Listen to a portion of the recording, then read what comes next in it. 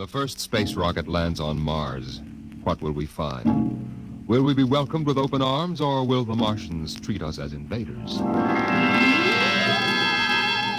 Only one thing is certain. Someday a giant metal ship will take off from Earth to travel through the black velocities, the silent gulfs of space, to descend at last into the darkness of the upper Martian atmospheres.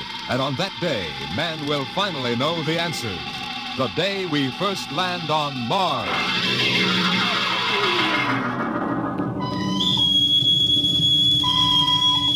Now hear this.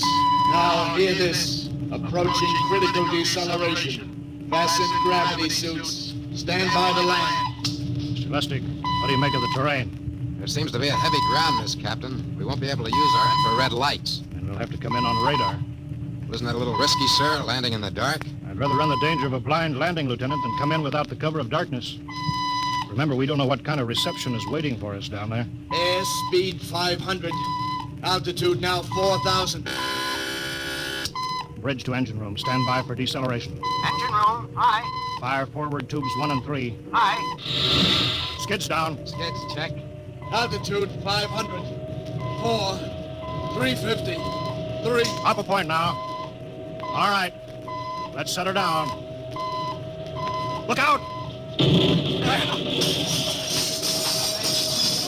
Cut the power. Master's pipe battle stations. Aye, sir. All secured, sir. Well, we're on Mars.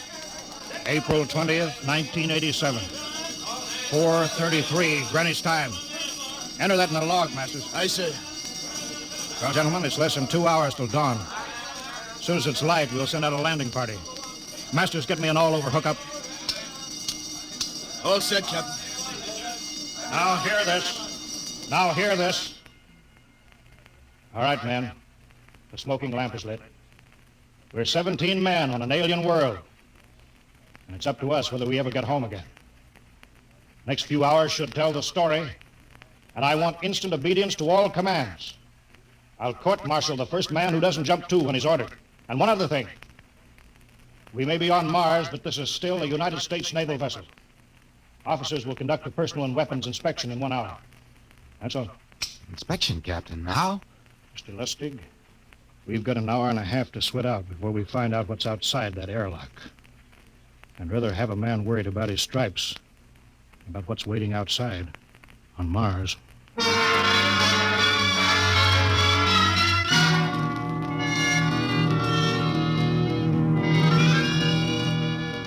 Now hear this. Landing party report to forward airlock. Captain Black, Lieutenant Hingston, Lieutenant Lustig, and Dr. Horst report immediately to forward airlock. It is now landing time -5.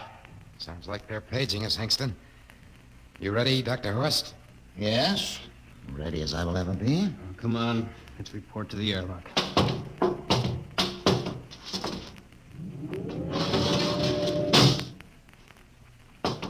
Four minutes to go. Where's the captain? Who knows? What difference does it make? Just want to get it over with, that's all. Has anybody got a cigarette? I think you're smoking too much, Lieutenant Lustig. Are you nervous? Lay off, will you, Horst? Wondering what's hidden outside underneath that ground mist? Very unusual planet, Mars. Why? It has an atmosphere. Wonderful thing, an atmosphere. Where you find one, you find life. You mean Martians? What do you think they'll look like? Who knows?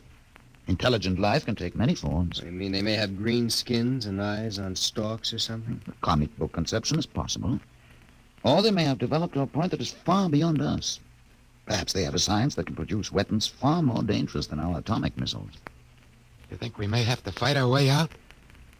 After all, we are invaders. Now hear this. Landing time -2. Landing All time right, -2. we heard this.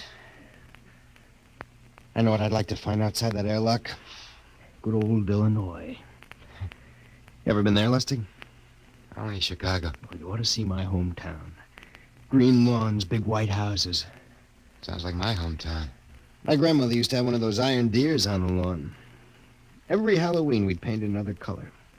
One time, we painted it black and white like a Holstein cow. Where does your family live, Horst? I have no family. When I was a child, they were gassed to death in the Dachau concentration camp. That's tough. Oh, it has its advantages. I have no ties on Earth. Nothing to lose now. I imagine I'm the only one on board who is free to enjoy our present peculiar position. All right, Lustig. You can button it up now. Aye, sir. Now, gentlemen, in 1 minute we'll be the first men to set foot on Mars. Quite an honor, eh? As long as the medals are not awarded posthumously. Still uneasy, Dr. Horst? Captain Black, I've been uneasy ever since I can remember. On Earth and on Mars. Now, 30 seconds. Give me the intercom phone, Lustig. Masters? Aye, sir. Battle stations to be manned till we return. If we're not back in 2 hours, I want no rescue party sent out. Blast off and save the ship, you understand? Aye, sir. All right, gentlemen. 5 seconds. 4, 3, 2, 1. Lustig, open the outer airlock.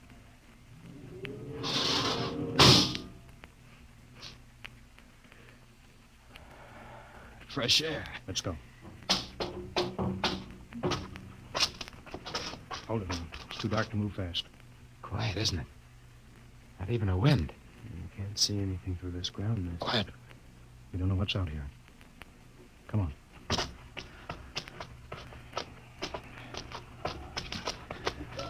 What the... Quiet! Captain, I could swear that sounded like a rooster.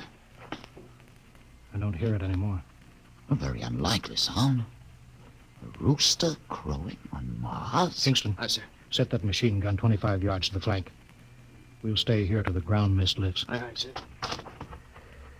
What do you make of the ground, Horst? Grass.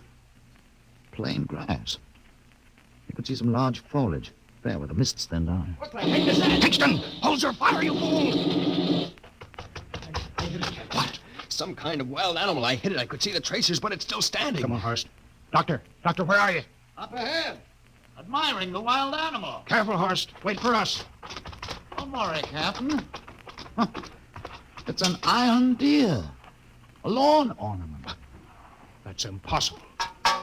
It's hollow. Interesting, isn't it? A whitewashed Victorian iron deer sitting on a lawn in the middle of Mars. I don't understand. Look around. The mist's lifting. Captain, look there. A house, a regular old-fashioned house. On Mars. Good Lord. I haven't seen carved scrolls and gingerbread like that in years. Look at that port swing. The geraniums. There.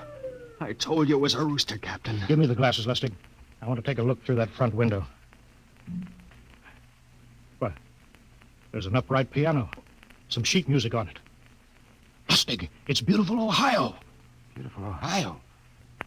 That can't be. Look here, Horst. Do you think that civilizations of two planets could be identical? I don't know.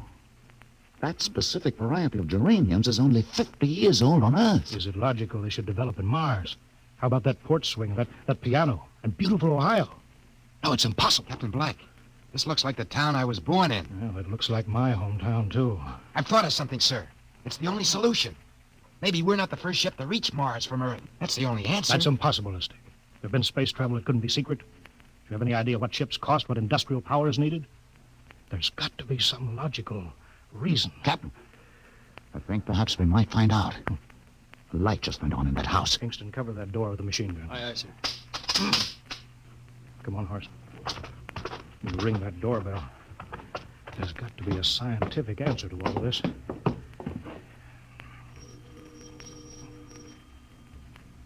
There's something moving in there. Stand back, Horst. Give me a clear shot. Maybe a Martian. Can I help you? We were looking... Well, if you're selling anything, it's much too early. No, wait a minute. What town is this? What do you mean?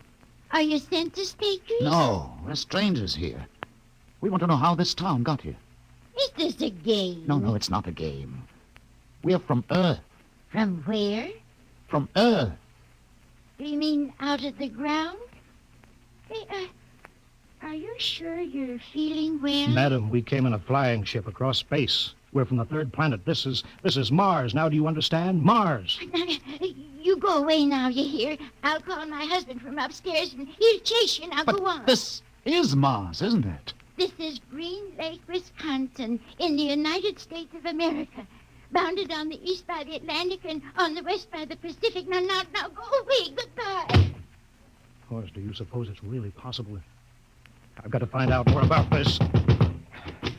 For the last time now, go away. Pardon me, madam. What year is this? Year?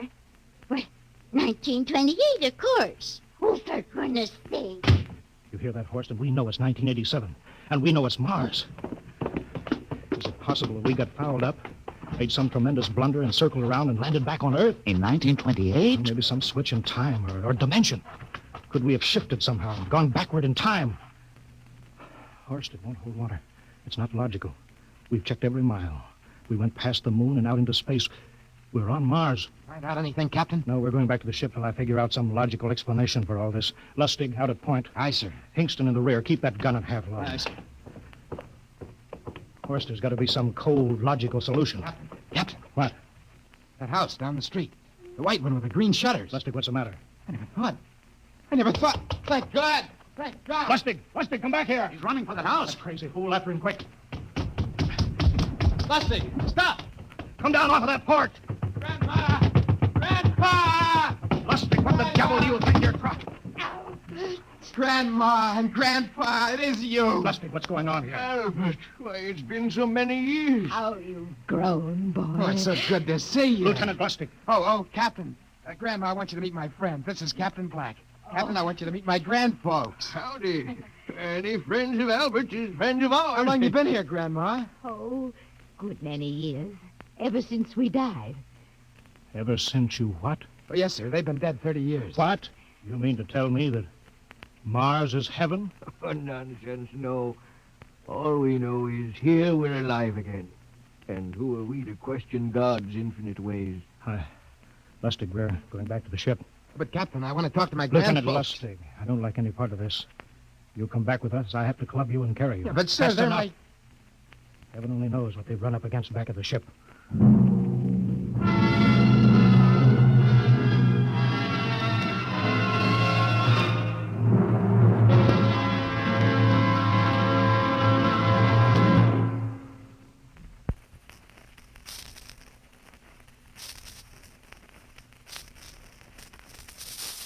Dimension X will continue in just a moment. Well, now let's come back to Earth for a moment. And what's more appropriate than Wheaties and baseball? You'll see what I mean as I introduce Ed Prentice, who has a special treat for you. Carry on, Mr. Prentice. Folks, I'd like to have you meet a good friend of mine and a prominent member of a fine little organization known as the Chicago White Sox, Mr. Lucius Benjamin Affleck. Ooh, Ed, don't say it like that. Who ever heard of a ball player named Lucius? What if I went around and called you Paul Edward Prentice? Let's just make it Ed and Luke, huh? All right, Luke. Say, just how long have you been with the White Sox? Over 20 years, Ed. Golly, I played in darn near 2,500 games. Then at bat almost 9,000 times. Man, I'm from way back. Well, Luke, you don't look it. How do you keep up the pace, anyway? Well, Ed, I sleep good. I eat good. I eat mighty good. Wheaties about 4 mornings a week. Those little old flakes put a lot of snap, even in an old-timer like me. Must be because they're 100% whole wheat. I sure like Wheaties and milk and fruit. You know, Luke, that's exactly what I hear from a lot of ball players and plenty of other people, too. No wonder they call Wheaties the breakfast of champions. Well, thanks, Luke Appling and Ed Prentice. You know, folks, you may not be a champion ball player, but Wheaties can help you feel like one. So try 'em. Wheaties, that is. See how Wheaties at 7 can help at 11.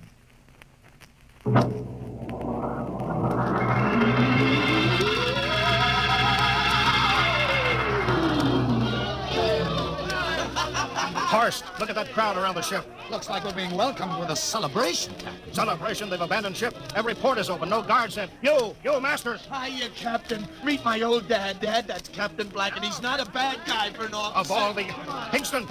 What, sir? Bring that man back. Use force if you have to. Excuse me, sir. There's my Uncle George. Hingston. I'll be right back, Captain. Uncle George. Uncle George. What the devil Don't is you going... understand, sir? They've all found friends and relatives. They're all here. He's right, Captain.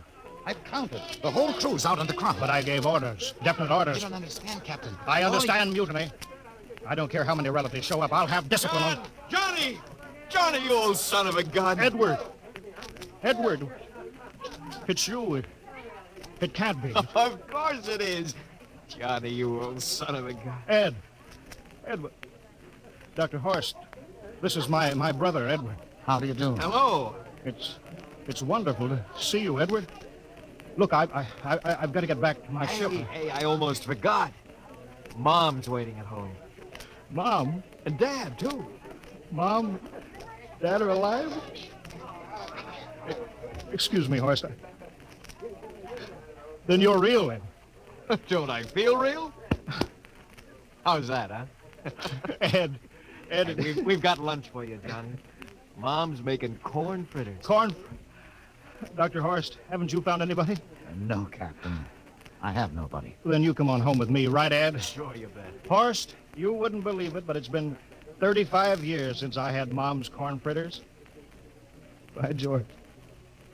35 years.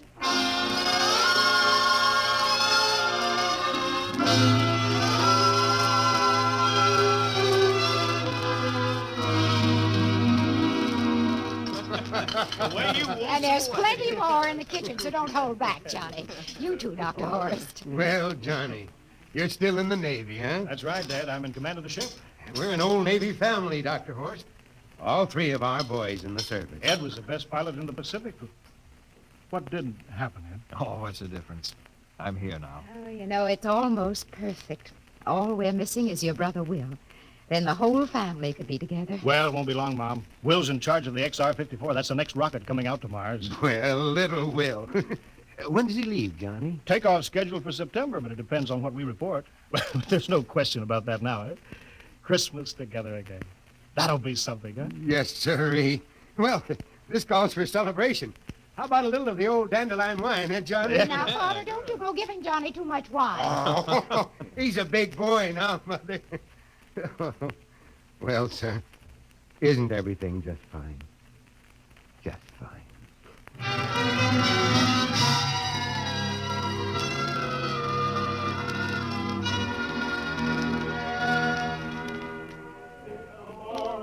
Candlelights are gleaming on the banks of the Wabash, far away.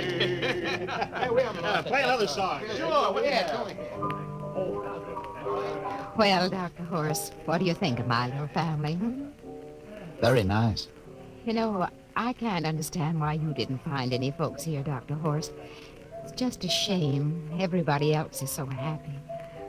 I never remembered my family, Mrs. Black. All I know is they were gassed at Dachau during the Second World War.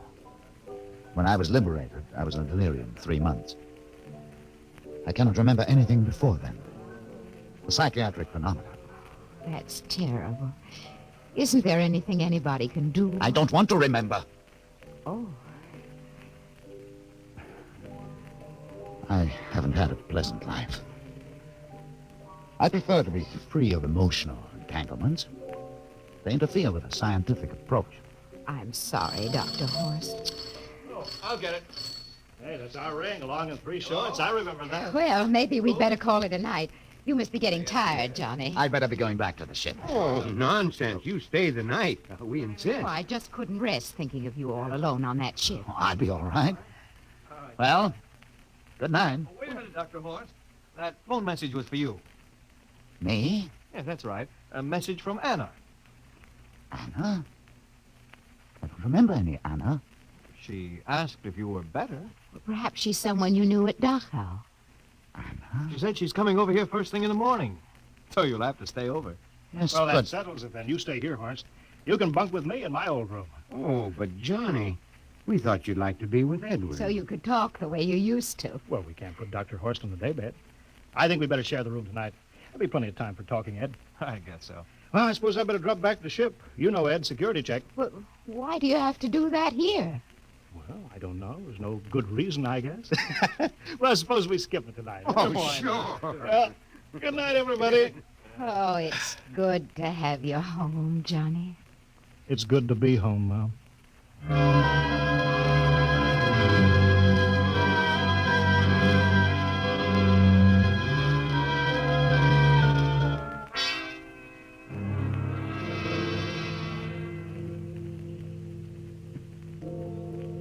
Captain Black, are you asleep? No. I've just been thinking about what we were expecting.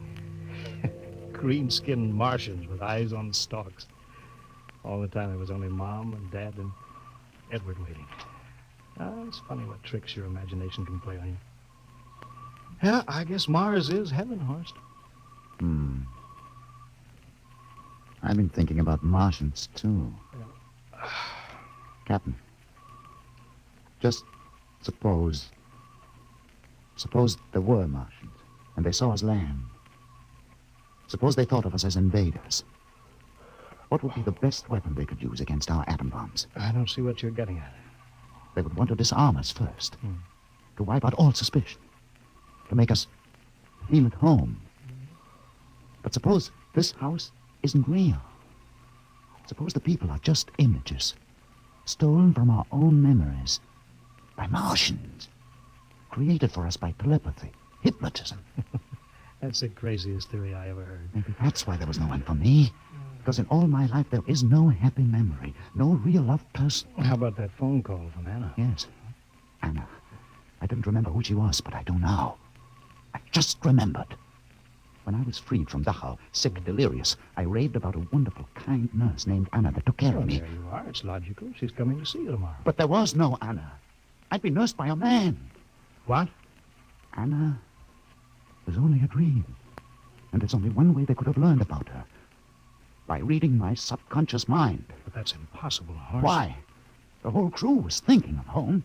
Suppose the Martians read our minds. Yes, but there are Martians. If there are, they have us separated. Each man in a different house. Sleeping. Trusting. No one at the guns. I left my pistol downstairs. Do you think there's something to this, Horst? It's a... Who would suspect his own mother? His grandparents? How easy. Just a knife in the heart of each sleeping man. That's impossible, Horst. We've got to get back to the ship.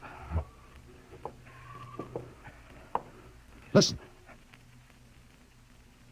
The crickets have stopped. Come on. We don't know when they change back to. Whatever they really are. Where are you going, John? Ed, well, we wanted to drink of water. That's all, Ed. You're not thirsty, John. You don't want to drink. You don't want to drink. His face, it's changing! And his hands, he's a Martian! Run, Horst! Run! Run! Get away, John! You can't get away! This way, Horst! Horst, where are you?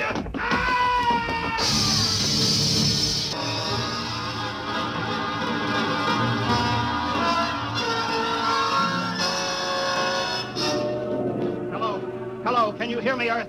This is Captain John Black, the XR-53, calling from Mars. I've locked myself in the ship, but they've crippled it. I can't take off or fire the guns, and they're coming for me now, the Martians. I'm all alone here. All the rest are dead. Hinkston, Lustig, Dr. Horst. Poor Horst, he didn't even reach the door. Listen, they're trying to break through the hull now. Edward and Mom and Dad and all the folks. But they're changing now. Melting and changing back into... They're Martians. Can you understand me? Martians, not men. They made us think that Mars was heaven. We fell into the trap. Can you hear me, Earth? You've got to stop the next rocket. Tell my brother Will. Tell my brother Will not to come. They'll trap him, too. They'll kill them all. Hello, can you hear me, Earth? This is John Black on Mars. Hello, Earth. This is John Black on Mars.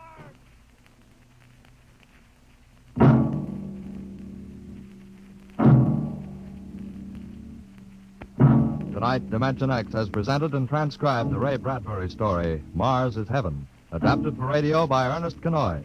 Featured players were Wendell Holmes as Captain Black and Peter Capell as Dr. Horst. Your narrator, Norman Rose. Music by Albert Berman, engineer Bill Chambers. Dimension X is produced by Van Woodward and directed by Edward King. Robert Warren speaking. In a moment, we'll tell you about next week's show. And now, here is your Wheaties man, Frank Martin. Folks, tonight we have a special guest for you. Here he is, Joel McRae. Hello, Frank Martin. I kind of expected to see a package of Wheaties sticking out of your pocket. What? Did I forget him? You must like Wheaties, Frank. Sure, don't you? You bet. I'm joining the big parade of Wheaties programs, you know, with Tales of the Texas Rangers come Saturday night. That promises to be real entertainment, Joel. I understand these are true stories of the Texas Rangers. Absolutely. Each story is straight from the Texas Ranger files. Well, we're mighty proud to have you join us, Joel, with this new program. We'll all be listening on the same NBC station Saturday night for Joel McRae in Tales of the Texas Rangers. Okay, Mr. McRae? Okay, partner. Good night. Good night, Joel. And friends, be sure to listen Saturday, that's tomorrow night, to Joel McRae and his new program, Tales of the Texas Rangers. And get your Wheaties, everybody. And this is the Wheaties man, Frank Martin, inviting you again to listen tomorrow night to Joel McRae in Tales of the Texas Rangers on the Wheaties Big Parade. See you then. Next week, the story of the strangest case ever recorded in the files of the Bureau of Missing Persons. The case of the Man in the Moon. You'll hear the whole story next week when we venture once more into the unknown world of Dimension X.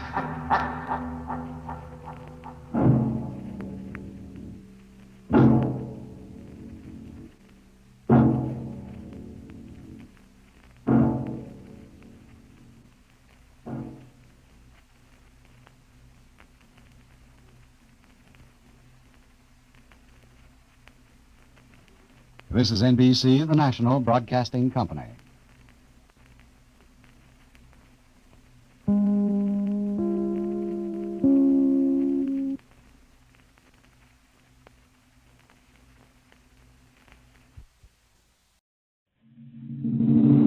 Adventures in Time and Space, transcribed in future tense. Dimension X.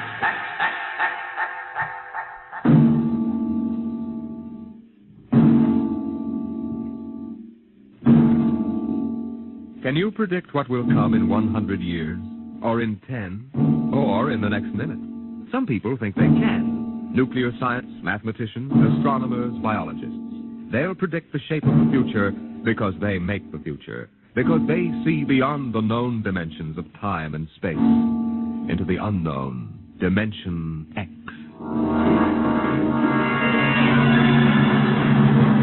We go ahead now in time to 1965.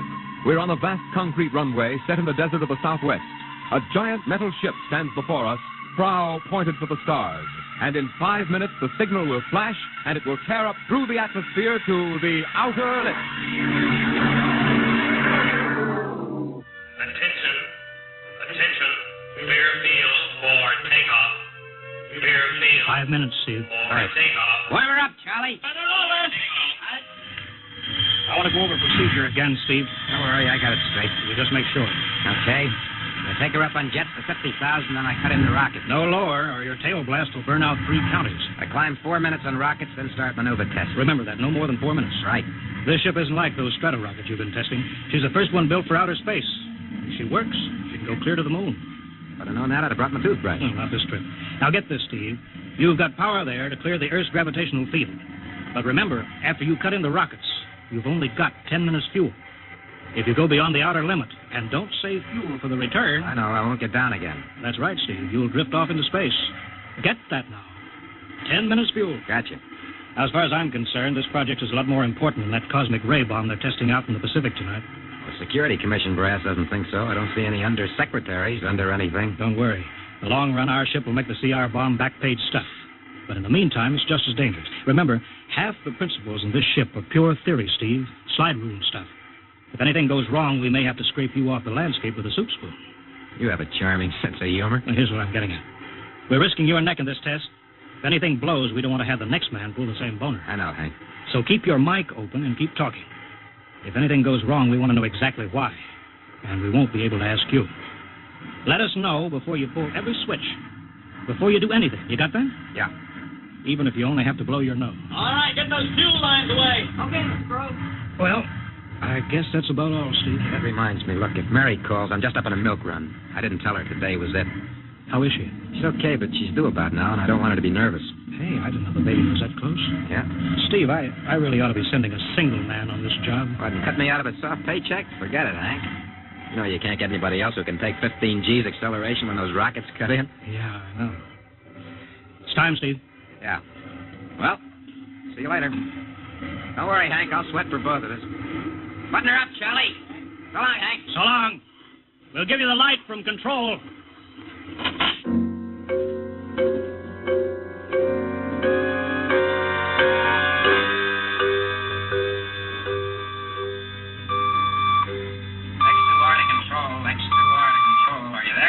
Okay, Steve. Got you on the speaker. I'm ready to go. Mr. Hanson. Ready on radar, Sergeant? Mr. Hanson, you better see this. What is it, Elsie? Message center for Steve. Mrs. Weston just left for the hospital. What? Hello, Steve. Yeah. Stand by a minute. Shall we hold the takeoff, Mr. Hanson? What? Oh, yes. No, wait just a minute. It's too late now. You going to tell him? Maybe he's got enough to worry about. Hey, what's holding us up, Hank? Something on your mind? No, it's nothing, Steve. I just wanted to say good luck. Clear for takeoff, Charlie? Right. Okay. Give him the light.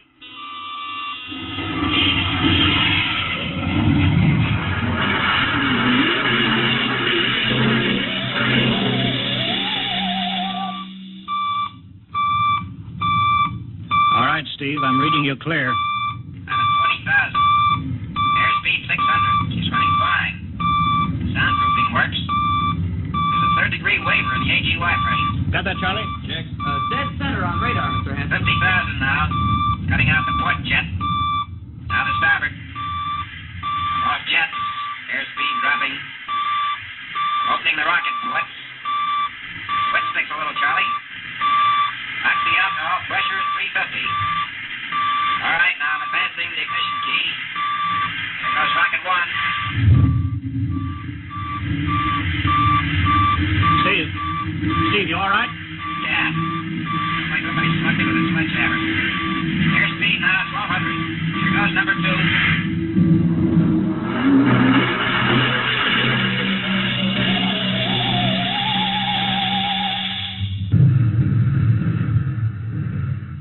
Hello, Steve.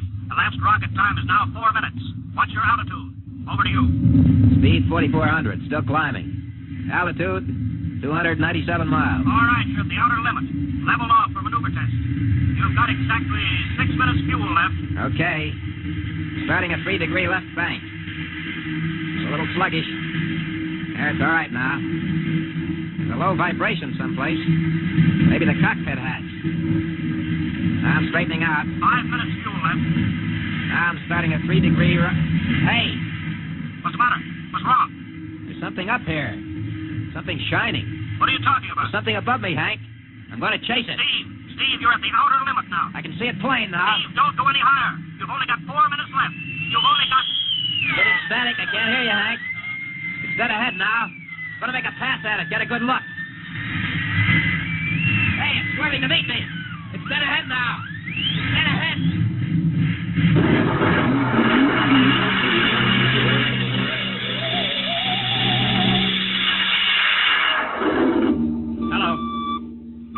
Hello, Steve. Steve, come in. 9 minutes fuel gone. Still no sign on radar. Hello, Steve. Steve, what's happened? Charlie, get out the crash squad. Tell the Army squadron to alert their search planes. Right. 9.5 minutes gone. Hello, Steve. What's happened? Who the devil is it? Charlie, Hello. for Mr. Hanson. Come in, Steve. We need a search squadron. Come in. No, Mr. Hanson's busy. Hello, Steve. Hello, Steve.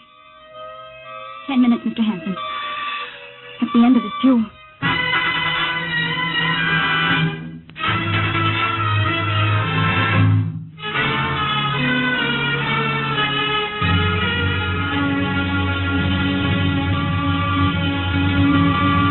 How long's it been now? 10 hours, Mr. Hanson. Nothing more on radar, Sergeant? Screen's blank. Colonel Corelli called in. Search planes are back. They didn't find anything. Should be some trace. Couldn't have bailed out, could he? You don't hit the silk at 4,400 miles an hour. He went past the outer limit, ran out of fuel. Something blew, and we'll find the pieces scattered from here to the coast. Why does it have to be the best man? Always the best man. I'll get it. Charlie, we've got to figure out what was wrong. All right, I'll tell him. Something must have blown. Yeah. There's a message from Northside Hospital for Steve. Oh, what is it? Mrs. Weston's fine. It's a boy. Thank you, Elsie. It's a boy, Charlie.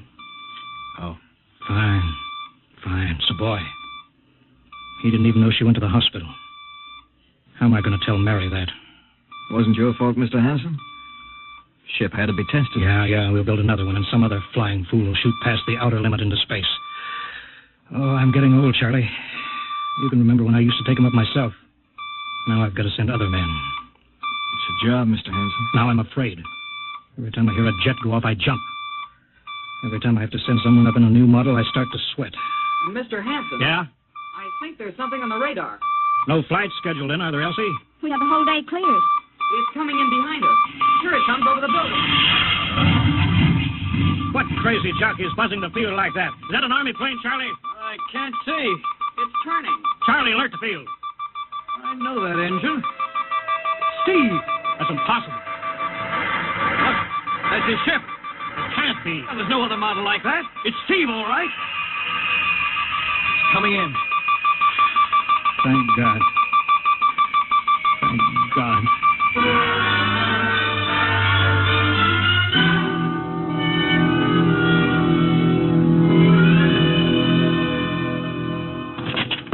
All right, sit down, Steve. The quicker we get this done, the quicker you get over to see Mary and the baby. Hank. Elsie, give the order to check and refuel the rockets.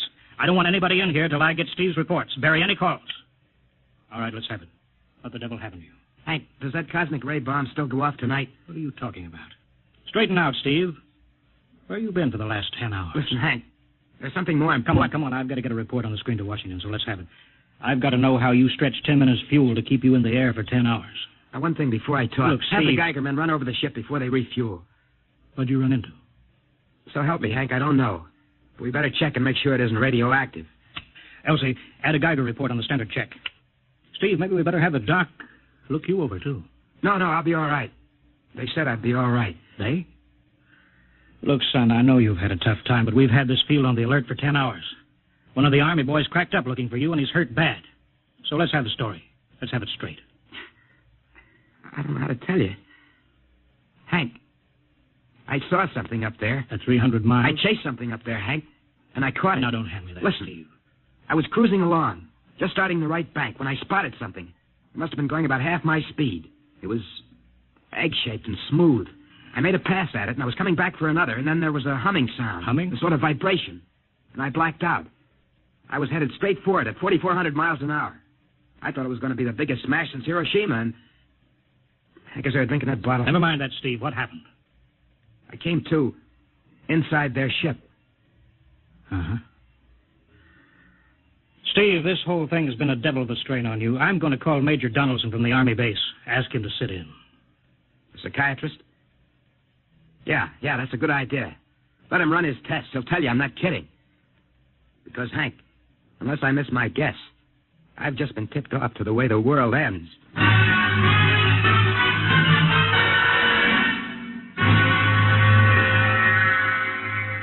All right, Mr. Weston, suppose you continue your story. Yes, let's have it, Steve. You woke up inside the ship? Yes, and the place was jammed with machinery.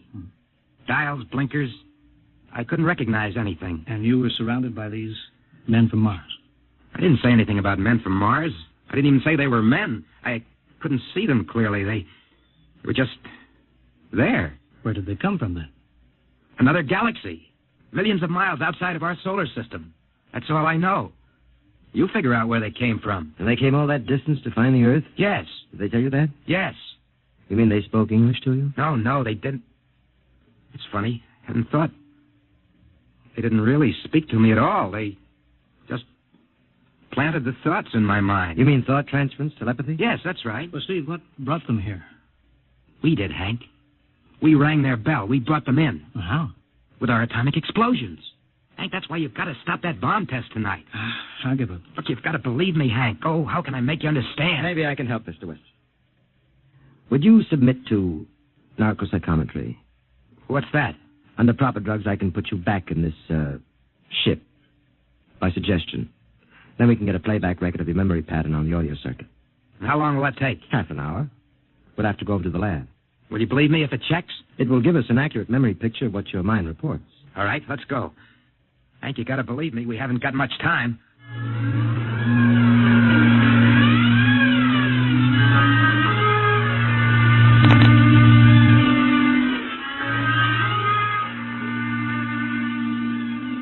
You should be getting drowsy now. Count backwards from 10. 10, 9, 8, 7, 6,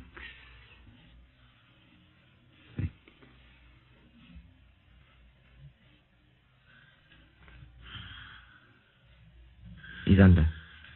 Now we attach the head plate electrodes. The cortical pickup. Look out for that wire, Mr. Henson. 3-0 setting. 31.3. Now throw that switch, Mr. Henson. I have to start him off by suggestion. All right, Steve. You're in your ship now. You're in the rocket. You're in the rocket. You're in the rocket. And you've just sighted something strange. Now I'm starting at 3 degree right. What's that? Hey, there's something up here. Something shining. His memory pattern. We're picking it up electronically. There's something above me, Hank. I'm going to chase it. It's piped through the audio circuits. I'm getting static. I can't hear you, Hank. This is where we lost contact with him. I'm going to make a pass at it. Hey, it's swerving to meet me. It's dead ahead now. It's dead ahead. Now what? This is where he blacked out. There's no telling how long, minutes or hours. What's that noise? I don't know. Quiet. Where? How did I get in here? What? Who are you? Is he seeing things? Intergalactic Patrol.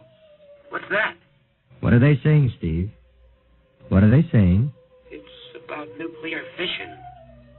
They know about it. They know the danger of it. Long ago, they had wars that almost destroyed them. But finally, they learned. Now they've outlawed war. Go on, Steve. They patrol space. When their detector picks up an atomic explosion, they send a patrol. What are they going to do?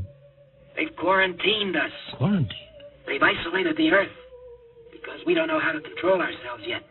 Until we learn, we'll be a menace to the whole universe. What is this nonsense? Quiet. How are they going to do it, Steve? They've spread a layer out here of, I don't know how to call it, all around the Earth. It's miles deep. When there's an atomic explosion on Earth, the radioactive particles will drift up to this layer and set off a chain reaction. It'll go around the world in microseconds. And that's the end. The end? What's he... Wait. Yes. Yes. I understand. I've got to bring back the warning. You're going to put me back in my ship to bring the warning.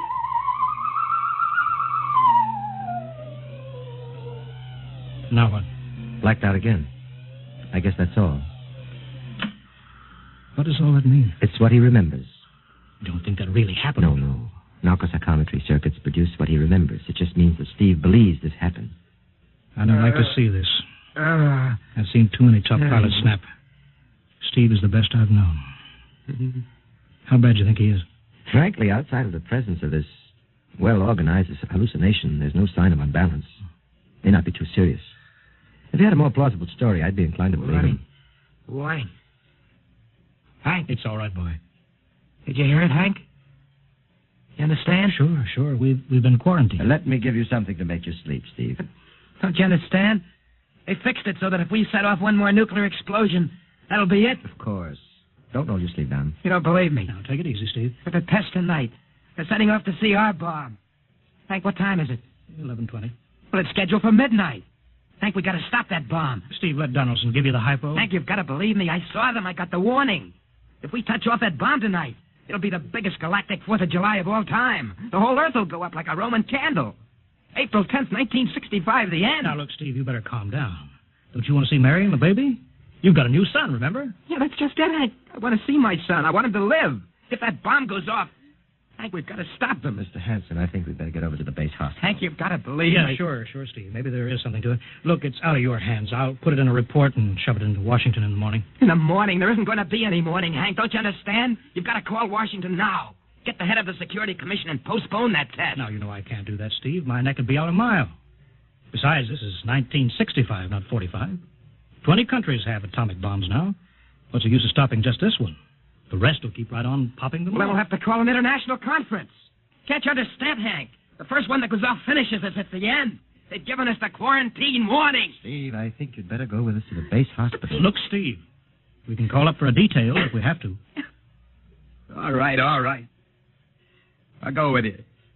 You don't need a straitjacket. That's the way, Steve. You'll probably feel better by morning. Let's go.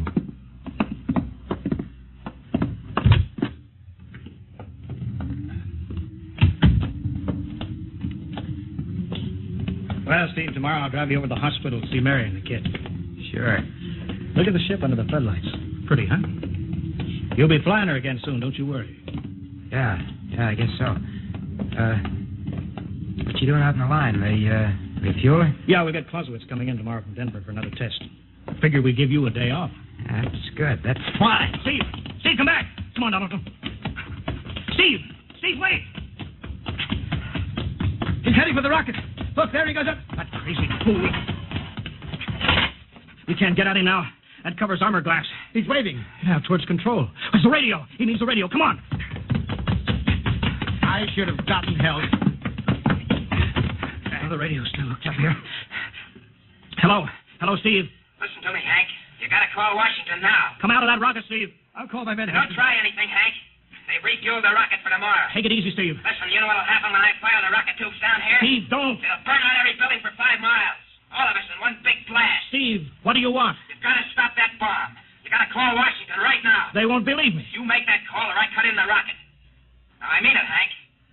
Now, hook my screen to yours in parallel. I want to see exactly what you're doing. All right. Just don't fire those rockets. Get going, Hank. You got 12 minutes to make that call and stop that bomb. All right, I'm making the parallel hookup right now. Donaldson, you think he'll really blast? I don't know. Up to now, I'd almost say it was normal, but now he's liable to do anything, Hanson.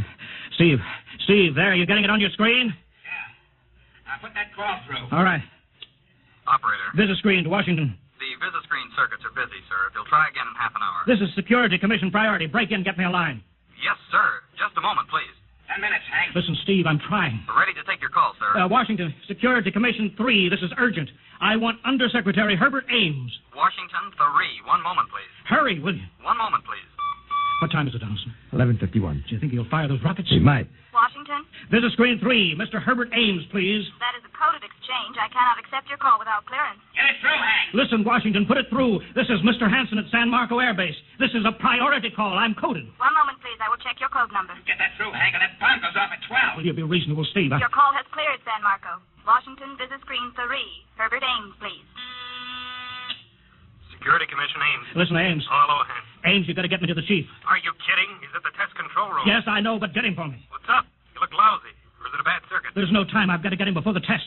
It's about the CR bomb. I can't take that responsibility. Get that through, Hank, or I blast. What's going on there? Ames, my project has a high enough rating. This was a priority A call. What? Okay, it's your neck. I'll try to get him for you. He's in the control room, so you'll have to switch off your screen and speaker and go on earphones. Too much going on in there. Security ruling. You hear that, Steve? I've got to cut the incoming screen. All right, but don't try anything. 8 minutes, Hank.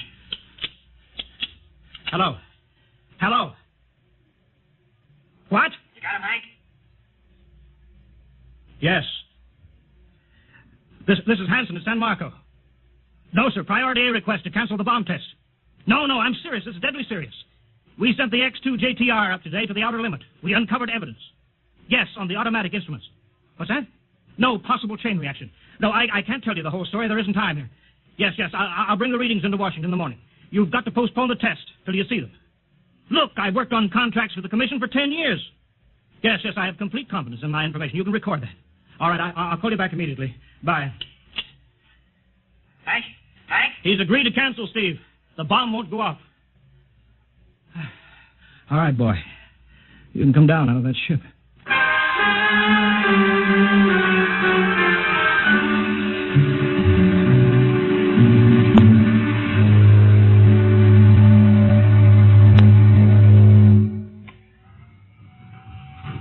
He's opening up. Here he comes. All right, Steve. Come on down. Sure, Hank. Just a second. Hank, I was scared. I was plain scared. Easy now. It's all over. The bomb won't go off. Thank God. Look, I want to see Mary and the baby. Can you get me transportation now? Oh, wait a minute. It's almost 12. They won't let you in the hospital now. I want to see the baby. Sure you do, but you've been under a strain. I've got a shot for you here, Steve. Give you a good night's sleep. All right. Roll up your sleeve. Yeah, here. There, that'll make you sleep. Sergeant will find you a bed. Yes, sir. Come on, Mr. Weston. Okay. Good night, Hank. I'm kind of beat. It's been a tough night.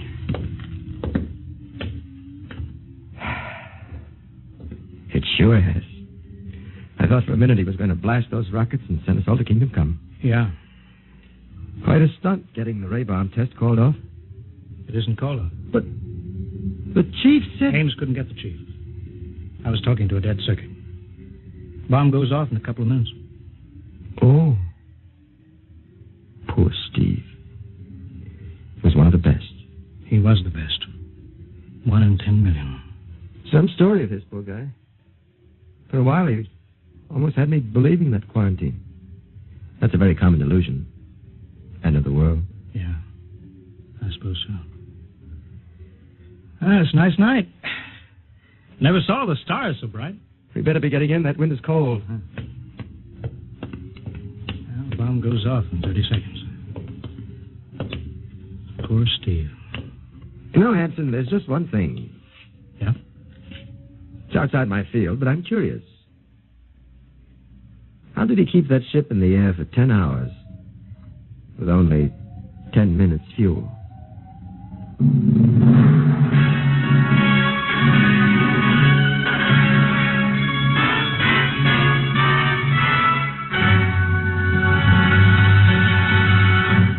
You have just heard another adventure in time, space, and the unknown world of the future. The world of Dimension.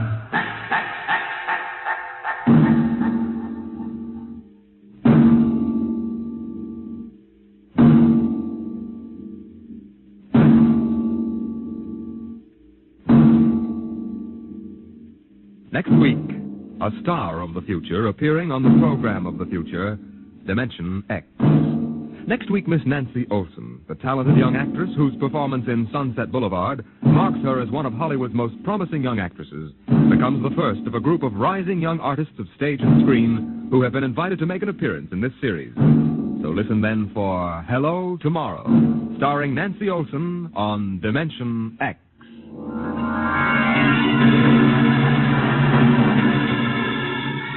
Tonight, Dimension X has transcribed The Outer Limit, written by Graham Dorr and adapted for radio by Ernest Kenoy.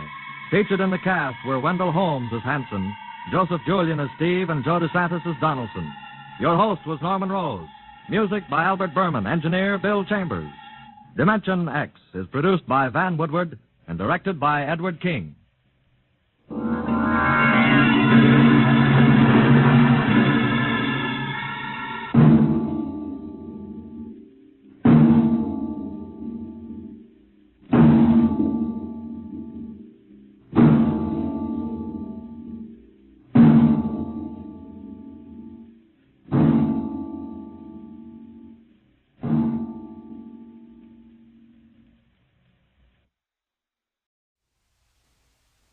We present now a special transcribed Christmas message from the President of the United States to the American people. My fellow countrymen, all over our country and in many other parts of the world, men, women, and children are preparing to celebrate the birthday of Christ. Never before in our lives has a Christmas seemed so important.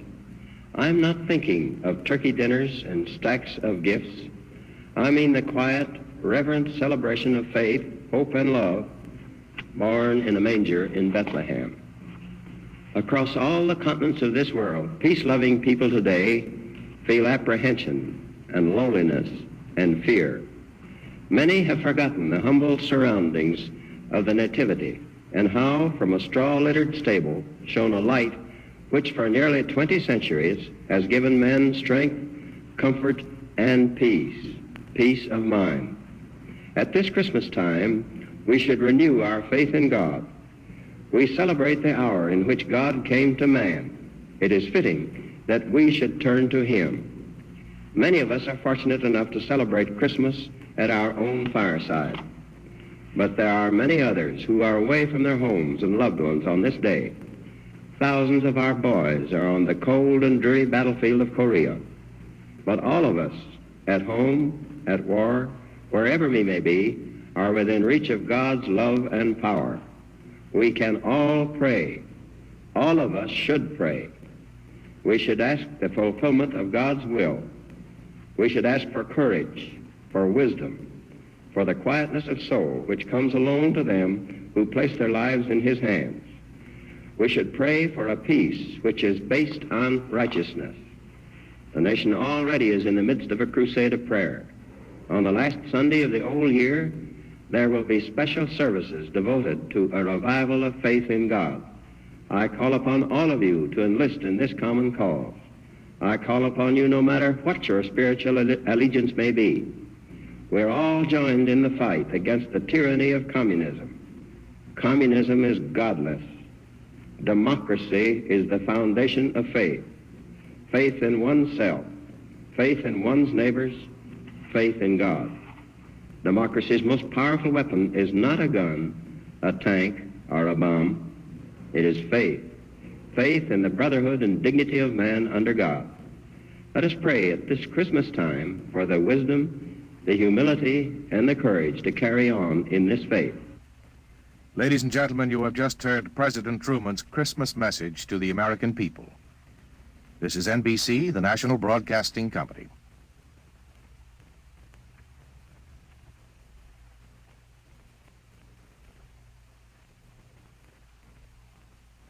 In answer to many thousands of requests from its listeners, the National Broadcasting Company is happy to bring you Adventures in Time and Space, transcribed in future tense. Dimension X.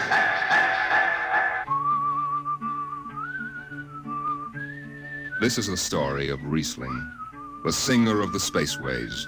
You've probably sung his songs in school, in English, French, or German. The language doesn't matter, but it was an Earth tongue. But the real story of Riesling is not found in the footnotes of a scholar's critique or a publisher's biography. It is in the memories of the old-time spacemen, the pioneers who pushed the thundering old-fashioned rockets to the far, strange ports that are our commonplace heritage.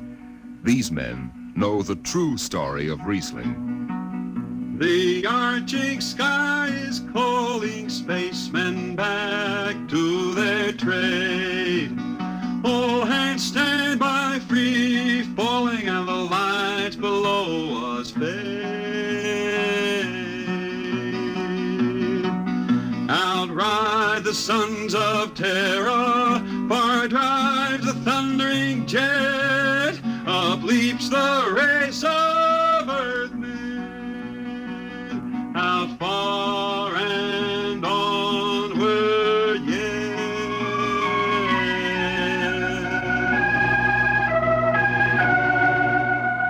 When I first met Riesling, he was hustling drinks in the Twin Moons bar at Drywater, Mars.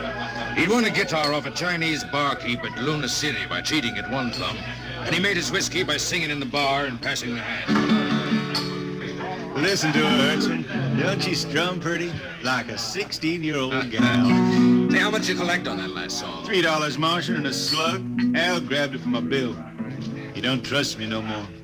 Funny, never did have no luck with hound dogs and a Martian barkeep. Hey, Riesling, look over there by the bar. There's an Institute 4 striper giving him the eye. Know him? Captain Hicks off the Goshawk. He's sure giving you the once-over. Maybe he's got a job. They don't make never no mind to me. I've been blacklisted. Hicks logged me for making up a song on watch. Right fine song, too. Hold it. Here comes the brass arm. Riesling, I've been looking for you. I've been right here, Skipper. You saw to that. I need a jetman on the Goshawk. Interesting. Real interesting. Well? I got news for you, Skipper. You blacklisted me, remember? Well, you kept your nose clean, and we need an experienced man. Been a little changing down aft in the Goshawk, ain't there, Skipper? How'd you know that? You got that new atomic pile drive. Last 3 of them tea kettles blew somewhere in the asteroids. Look, it's double pay, but if you're scared... Scared? Listen, fella. For double pay, I'd jump off the top of the Harriman Tower if you allowed me rubber heels for the landing. All right, then. You show up tonight to sign the book. Sober. Got no choice, Skipper. Money and me is total strangers. We lift at 11:30 Mars time. Sober, you understand, Riesling? You taking the job? Well, that Goshawk is one stinking old tub. Her engine's got more bugs than a beagle dog in spring. And that new drive is about as safe as a pretty gal in the Ozarks. But I reckon she'll do for one more trip.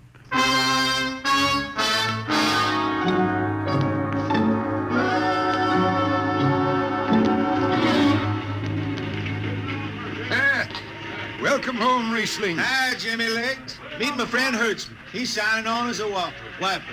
This here's Jimmy Legs Casey. He's bosun. Can't hold his liquor no more than a sieve, poor boy. Mr. Casey. Riesling, you sober enough to sign the book? Drunk or sober, I'll make my mark. Stand aside. 3 X's? It took me a middle name. Yeah, you two lay below. And Hertzman. Aye, sir. Get him sobered up before the skipper makes rounds. Jimmy Legs, I'm sober as a hanging judge. Yeah? Well, you can leave that bottle here. What bottle? The one in your back pocket. Oh, glass buttons, maybe, huh? Give it here. Jimmy Legs, I swear I'm going to write a song about you. Go ahead, threaten me. Now get below. We raise ship in 30 minutes.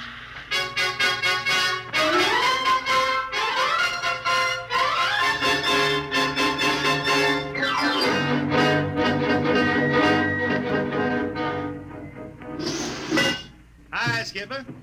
Riesling, what the devil are you doing up here on the bridge without permission? Figured I'd take a little stroll. Riesling, get below before I have... Hold on, Skipper. You'll have that gold braid just crawling up your arm. I'm up here on business. Well? That number 2 jet ain't fit. Cadmium dampers are warped. Why tell me? Tell the chief engineer. I did. He says they'll hold. Well? He's wrong. He's wrong. He's got a Harriman Institute degree in power electronics. And some drunk space rat says he's wrong. Skipper, I was damping jets when that shirt-tailed tad wore pins for buttons. I've got no time for you, Riesling.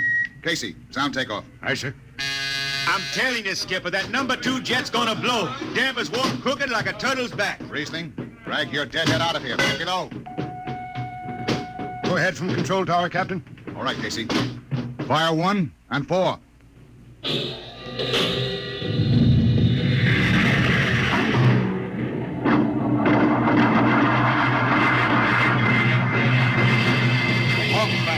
I had to blast for 3 watches before going into free flight. Riesling and I had the second watch. Damping was done by hand in those days with a multiplying vernier and a danger peeper. And as long as the peeper ticked off slow and steady, we knew the ship was safe. For a while.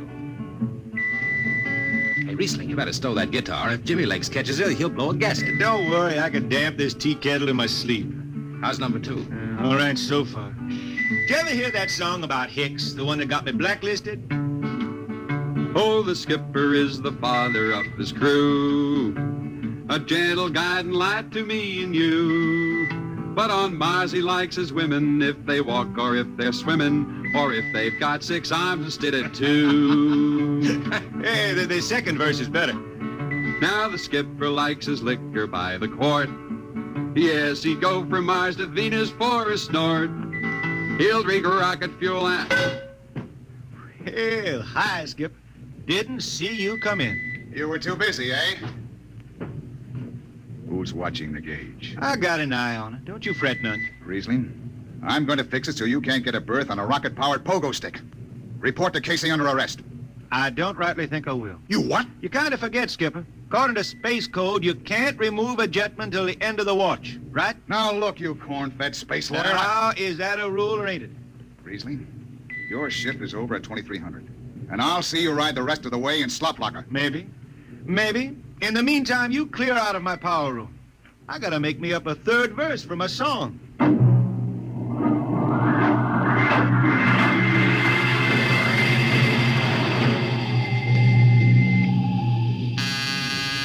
I got it. Power room. Damp number 2 a point. Number 2, all right. Hey, let me have that mic. Jimmy Legs, is that forced dry boil up there? Give me that, Casey. Riesling, I've taken just about enough from you. And I've got a little news for you, Skipper. Number 2 jet is bulging like a fat lady in a satin skirt. Listen, you clown, that's... Skipper, I think I'm gonna junk my song and start over. I could do much better This on is you. the last time, Riesling. Damp number 2 a point. Sure. Look out, Hertzman. I'll take it. You watch the gauge. Now. Riding easy here. She's bucking a little. Riesling, hit the emergency. She won't damn. It's that boat. There go the lights.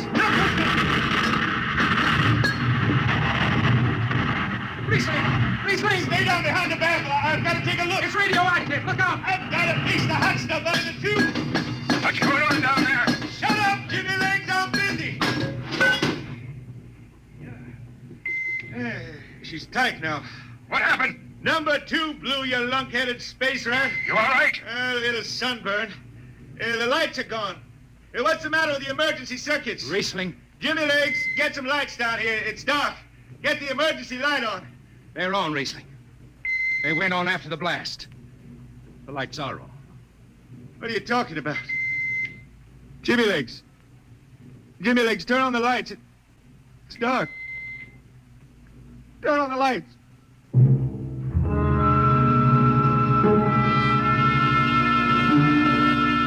That blue radioactive glow from the jets was the last thing Riesling ever saw. His optic nerve was burned out in an instant. He was in sick bay on the rest of the trip, and on the swing back, we set Riesling down at dry water Mars.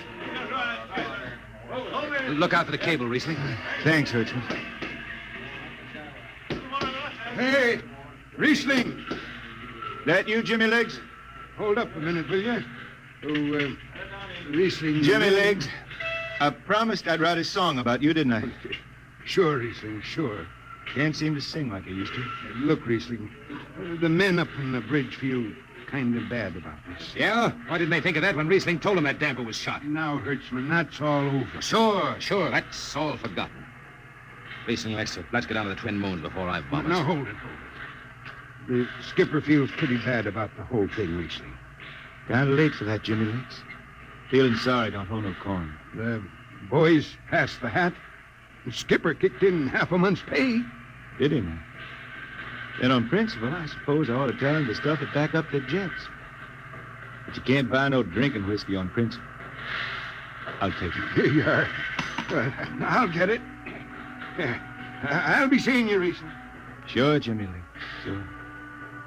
Come on, Hertzman. Let's get that drink.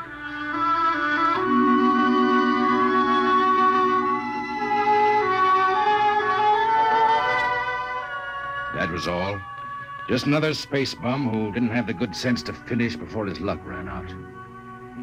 Well, Riesling holed up at the Twin Moons till his money was gone. Then he hooked a ride on a crawler over to Marsopolis. It was a boom town then, with an industrial district mushrooming between the Lesser and Grand Canals. I ran into Riesling about 2 months later, playing his guitar on a jetty that ran out into the canal. He had a dirty rag tied over his eyes with a jetman's knot, and his hat was on the wharf beside him. Riesling! Who's that? Wait a minute. Hertzman. Yeah, how you been? Passable. Say, is this a Venusian dime? No, it's a slug. I figured. Well, how's it going? Singing again? Some. Working saloons, mostly. But I've been thinking some funny songs, Hertzman. The words come out different than they used to. Come on along the canal with me. Sure. Here, take my arm. I know the way. That's a funny thing, Hertzman. I figure I know it better than other folks. Look back there, towards the city. What do you see? Factory towers. Smell them from here. But it don't seem that way to me. I remember them old buildings, old before Bible times on Earth. Thin and graceful like the fairy palaces my Grammy used to tell about down home in the hills. They've torn them down now, or else blocked them up with cinder bricks. Hertzman, when I stand out here on the canal, I can see it the way it used to be. The water, ice blue with the stars shining up out of it. Way off there, the city with the towers sweeping up like a bird flying off a tree. I can see it. It's the dirtiest stink hole in the system. Not always. Depends on how you see it. Won't tire the race that raised the towers, forgotten are their lores. Long gone the gods who shed the tears that lap these crystal shores.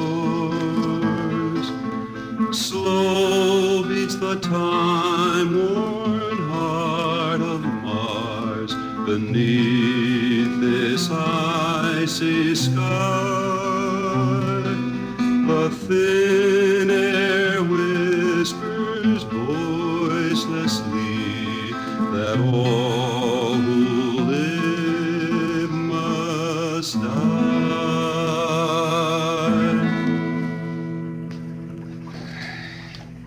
You make that up?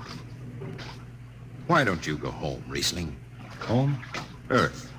I've been thinking about that, Hertzman. When I was a youngster down in the Ozarks, I used to climb a big old oak tree my daddy had in the dooryard. You could see the hills for miles, green and cool. I've been thinking about that. Why don't you go back then? I couldn't see them hills no more now. I couldn't stand to see black when I knew they was lying all around me, cool and green in the sun. I couldn't stand that. Yeah. Well, let's get back to town, Hertzman. Today I made $3.50 mush, and I'm always had to drink it down before dawn. Come on!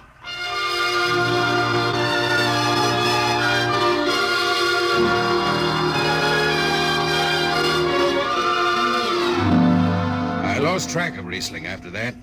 I shipped out on a slow freight of the Condor class for Luna. He hitchhiked to ride to Venusberg on an ore ship in the Tri-Planet run.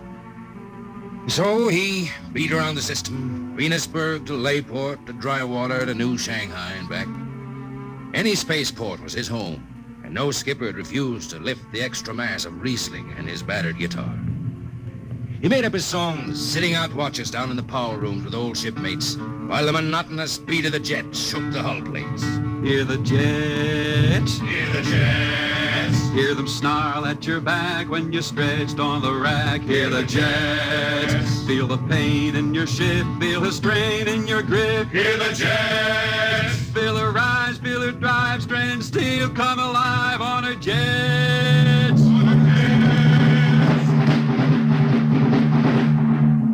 Little by little, his songs began to travel along the spaceways ahead of him. Raw spaceman songs with titles like Since the Pusher Met My Cousin and The Spacesuit Built for Two. But more and more, we began to hear a different kind of song. Strange, sad songs, the ones you find printed in the centennial editions. Dark Star Passing, Death Song of a Woods Cove. And then, finally, The Green Hills of Earth. It grew for 20 years, that song. They say it started way back when Riesling was down in the labor camps on Venus, singing for the indentured men. Now, if someone will kindly pass a bottle. Oh, it is not much, Riesling. Here. It'll do.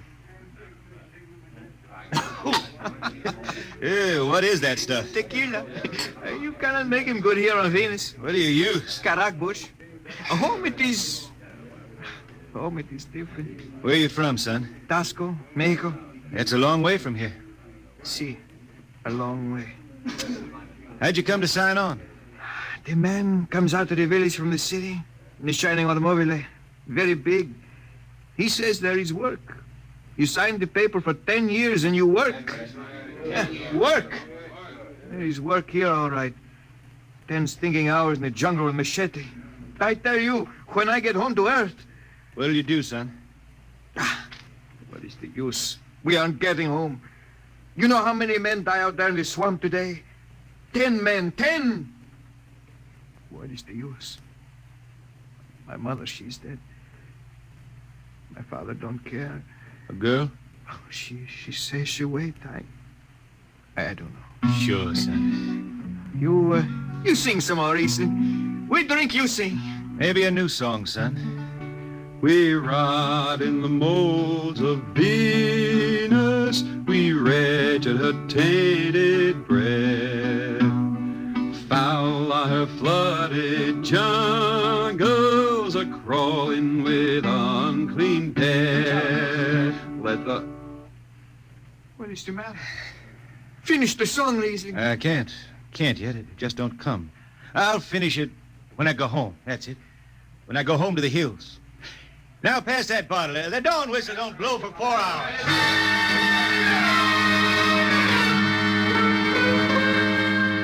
That's where the Green Hills started. And I was there when it was finished. It was 20 years after that. And there wasn't a man flying or on the beach hadn't heard of Riesling and his songs. He was getting old now for a spaceman. He was a familiar figure through the whole system. Tall, gaunt, and with that dirty bandage tied across his blind eyes. I was chief jetman then on the old Falcon. We were cradled at Venus Alice Isle, scheduled for a direct jump to Great Lakes, Illinois, on Earth. I was checking in dunnage when Riesling felt his way up the gangway and came through the lock. Riesling! Who's that? Mike Hertzman. Hertzman. Well, what are you doing on this old hog? I figured I'd ride her back to Earth. Earth? Are you going home, Riesling? I thought you were never going to make that run. I've been hankering to set foot in the Ozarks again. How about those hills? I've been singing about them so long now, Hertzman. I got to finish the song. I got to set foot in the dooryard and hear the wind through that oak tree. About the last thing I'll be doing. I got to get home before it... Riesling, there's a new company policy. You see, Hertzman, I'm getting just a little old. Riesling, listen. No more deadhead rides. The new code book is in force. I seen code books come and go. The skipper's one of them youngsters fresh out of Harriman Institute cadet training. He's liable to throw the book at you. At me? I've been around space as long as Halley's Comet and Brewster's Ridge. I'm going back to Earth, the cool green hills of Earth. I'm going home. All secured, Hertzman. What are you doing here? That's Riesling, Captain. Riesling, huh? I'm dragging it back to Earth, Captain. Not in this ship. Hertzman, have this man removed. Funny thing, Captain, I sprained my shoulder suddenly. Look, Skipper, you're a youngster. You're pretty new out here. I'm going home. You don't know what that means to an old man, going home. I can't take you.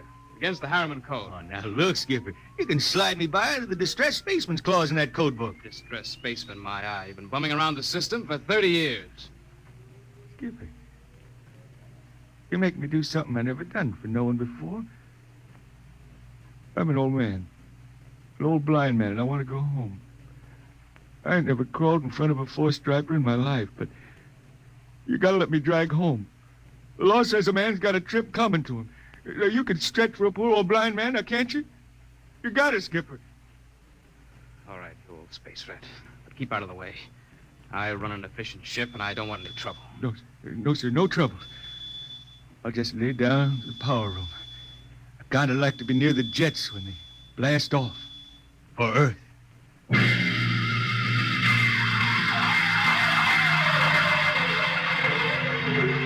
Sit down, Riesling. Take a load off your feet. Thanks, man. Stand by for lift. Stand by. Best seat in the system. Power room and an old Hawk glass ship. Power room, fire 3. Aye, sir. The cool green hills of Earth. Still singing that, Riesling? Oh, some. I changed her a little. Gonna finish her now, man. Going home to finish her. Yeah. Have you seen those new automatic dampers, Riesling? Don't have to do nothing but sit and watch. Where's the peeper? Turned off. She's all automatic. You have it soft nowadays. When I was twisting her tail, you had to stay awake. You got an old hand damping plates on? All but the links. Iron ship them. They cover up the dials. You might need them. No, the automatics handle everything. Well, you're finally going home, Riesling, huh? Won't seem the same out past the moon. I've been waiting for this a long time, man. Gonna be good to get home, I reckon. The argent sky is calling spacemen back. Mac, you all right? I got the emergency. The hand damper's square the links. Mac, you gotta be on the wall here somewhere. I got him. Power room, what's the alarm? Emergency squad coming in. Stay out. The place is hot. Radiation blast. Stay behind the baffle. I got the link shift. I can hand damper now. What's going on in there? I'm still in Jet 3. Is this McDougal? McDougal is dead. This is Riesling on watch. Riesling, get out of there. You'll kill yourself. Don't worry, Skipper. I know this power room. I can get inside of my shirt. Somebody's got a damper. Riesling, I'm sending in a crew. No use. The whole room will be hot for an hour and the other jets won't hold. Skipper, throw on the recording tape. What? Throw on the recording tape. I want to get something down. Tape's on, Riesling. Stop it, Riesling. The radiation will burn you down. Yeah, I reckon. Yeah, pretty sharp sunburn.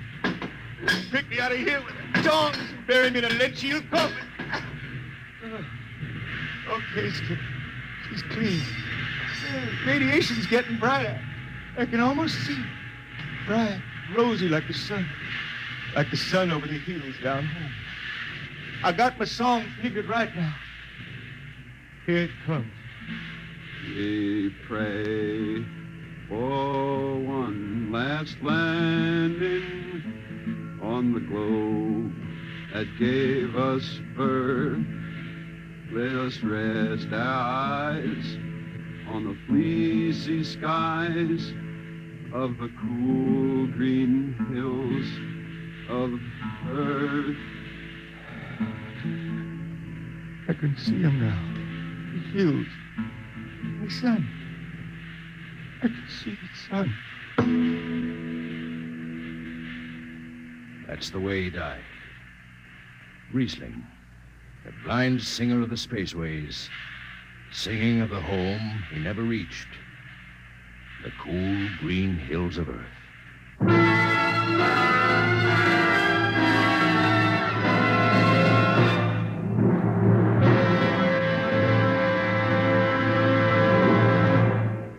Next week, we bring you another story many of you have requested that we repeat.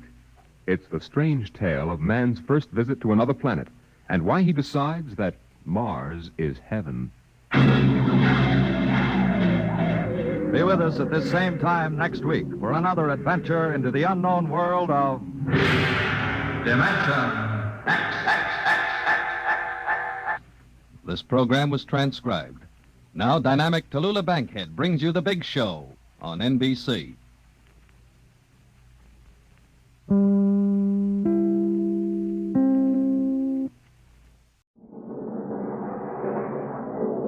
Adventures in time and space, told in future tense. Dimension X.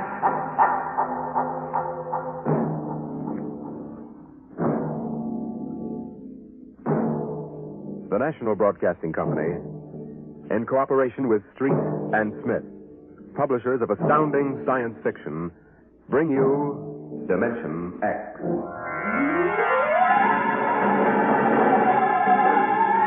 By the year 1990, we should see many amazing technological advances. And yet, in many ways, life will be very much the same. A husband will stop off at a bar on his way home and perhaps unburden himself a little to a friendly bartender. Another one, Mr. Smith? What time is it, Sam? Why, almost 10 o'clock, Mr. Smith. One more. Listen to them. The old songs are still the best, huh, Mr. Smith? Yes, Sam. I remember singing that one back in 1974. Just before I met my wife. Golden days, Sam. Here's your beer, Mr. Smith. Ah, thanks. That's good. Almost feels as if I could go home and face Nettie now. Wife trouble, Mr. Smith? Wife trouble, Sam. Fight? Oh, never. Nettie and I never fight. Nettie's too mad about me ever to fight with me. She adores me. Worships the ground I walk on. Well, this is something new. I remember only last year you was complaining she was throwing things. And times have changed. Only wish she was still throwing things. At least in those days I could walk out and slam the door with a clear conscience. Now she's so sweet and loving, I feel like a murderer every time I stop in for a beer on my way home. Tough, Mr. Smith. Tough. Ever hear the expression, love will fly if held too lightly? Love will die if held too tightly? Can't say I ever did. If only she'd relax a little bit. Bruise on my lip. She kisses me. Huh? For an hour every night when I come home. Can you do anything for her? I try. I remind her that she really wanted to marry Harvey Tubman. I remind her how we used to have those battles till the neighbors called the robot police. Nothing works. I'm gone for an hour. She cries. Well, me, I ain't got that kind of trouble. I hang around too much, and Mabel calls me a loafer and turns me up. That's a sad state. Can't figure him out. Well, I guess I'll go home and feed myself to the lioness. I tell you, Sam, when Nettie gets finished demonstrating how much she's missed me, I feel like a man who's been stuffed into an electronic washing machine with a dial set at rinse dry. How much do I owe you? 60 cents. Well, if it isn't Henry Smith. Brayling. I live and breathe Walter Brayling. What are you doing here? Oh, having the night out. Does Gloria know about this? Things have changed, Henry. I thought she kept you chained to the bedpost most of the time. Not anymore, Henry. Not anymore. Oh, you aren't divorced, are you? Oh, no. Gloria's home. What'd you do, put a sleeping powder in her coffee? Oh, goodness, no, Henry. That would be highly unethical. I can't believe you just walked out on her. 10 years of marriage, Henry, and I never had a night to myself. But it'll be different from now on. Oh? By the way, Henry, what time is it? 10 o'clock. Well, I guess I better be going. Scared? No, don't want to crowd my luck. Although, really, there's nothing to worry about. I'd sure like to know how you do it, Walter. Would you really? Yes. All right, Henry. Since you've always been a friend of mine, I'll let you in on it. Come on, my car is outside. I'll drive you home and let you see how it's done. Well, that's nice of you, Walter. Not at all, Henry. We fellows have to stick together.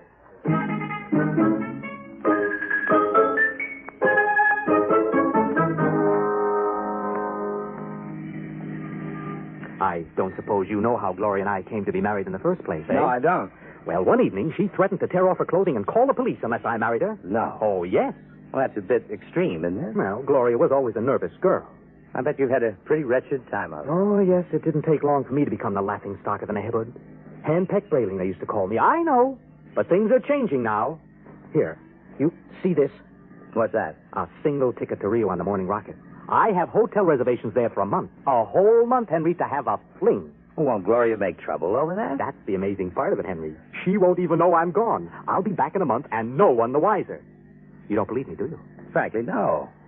Just how you going to swing it, Walter? That's the secret, Henry. I tell you, it's the most wonderful thing ever invented. Worth every cent I paid for it. What is it? I'm going to show you. Here's my house. Notice the lights are all out.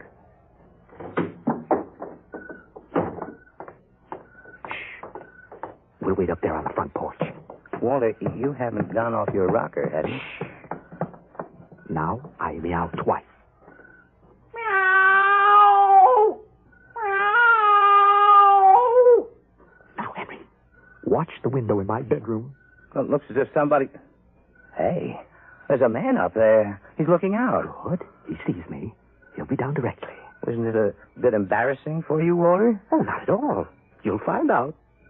Here he comes. Hello, B2. Oh, good evening, Mr. Brayling. Close the door. Either I'm going out of my mind or there are two of you. You never told me you had a twin brother. I don't. But if this fellow weren't in pajamas, I couldn't tell you apart. That's the secret, Henry. Everything go all right, B2? Oh, just fine, Mr. Brayling. I suppose my wife was in her usual good form this evening? As a matter of fact, we spent the evening playing gin.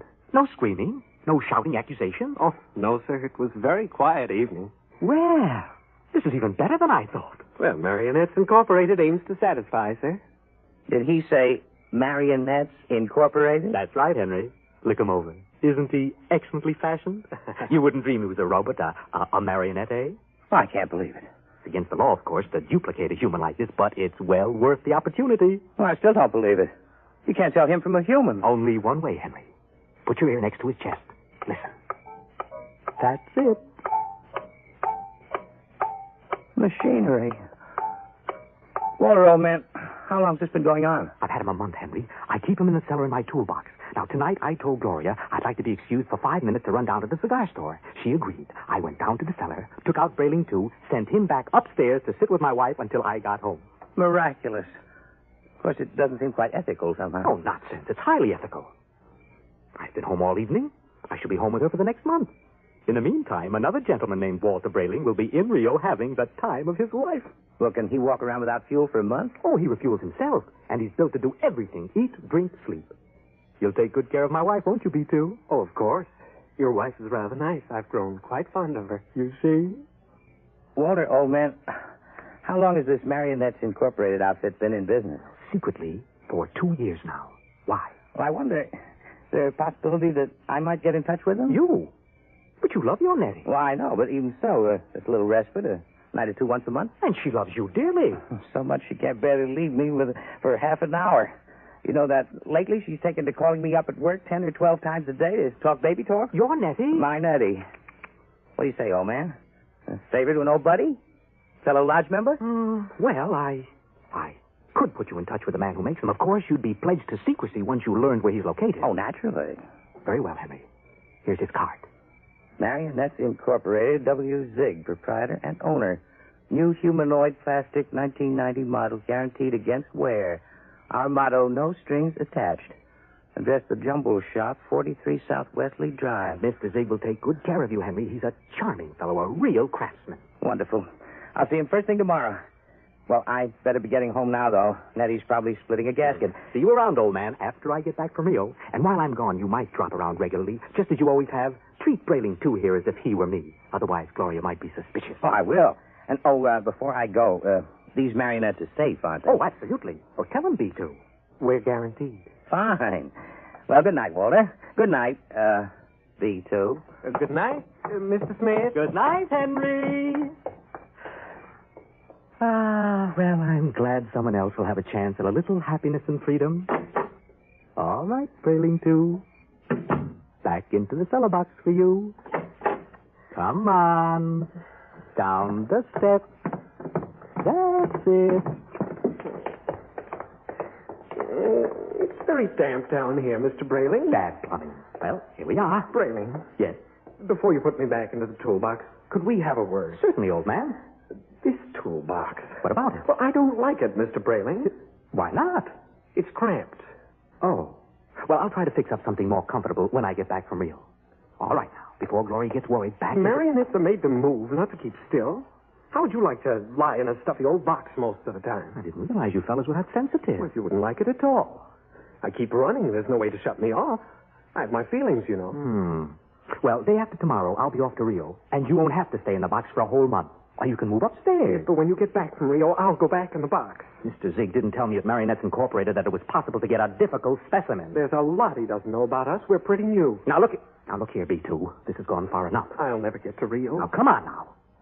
Into the box. And another thing. Well... Your wife. What about my wife? Well, I've grown quite fond of her. Well, I'm glad you enjoy your employment. You'll have the whole month. I'm afraid you don't quite understand, Brayling. I've fallen in love with her. You what? You just don't appreciate her. Maybe if you hadn't always acted so meek and apologetic about everything, she'd have a little more respect for you as a man. Well, now, you aren't supposed to behave like this. You know you think you...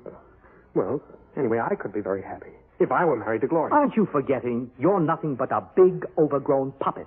Careful, Brayling. I'm sensitive. All right. I'm sorry. Now, look, you wouldn't mind waiting here a moment, would you? I have to go upstairs and make a phone call. To whom? Oh, nobody important. I have to call Henry Smith about something. You're lying. You're going to call Marionettes Incorporated and tell Mr. Zig to come and get me. Oh, no, really, I'm not. I was... B2, stay away. Stand where you are, Brayling. Now, B2, take your hand off my arm. No, Brayling. What are you going to do? Nothing much. I'm just going to put you in the toolbox, lock it, and lose the key. What? And then I'll buy another ticket to Rio, and Gloria and I can have a wonderful vacation. You're insane. Am I? Now, wait a minute. Hold on, B2. Now, don't be rash. Let's talk this over. Goodbye, Brayling. B2, stop it. Don't. Let's go. Help. What, Brayling? Stop. There. Walter! Yes, Gloria? What in the world are you doing down there at this time of night? Oh, nothing, lover. The pipes were knocking. I'm just making sure the boiler hasn't exploded. You go back to bed. I'll be up soon. Oh, hurry, won't you? We had such a nice evening. I'm lonesome for you. Oh, you won't ever be lonesome again, darling. Never again.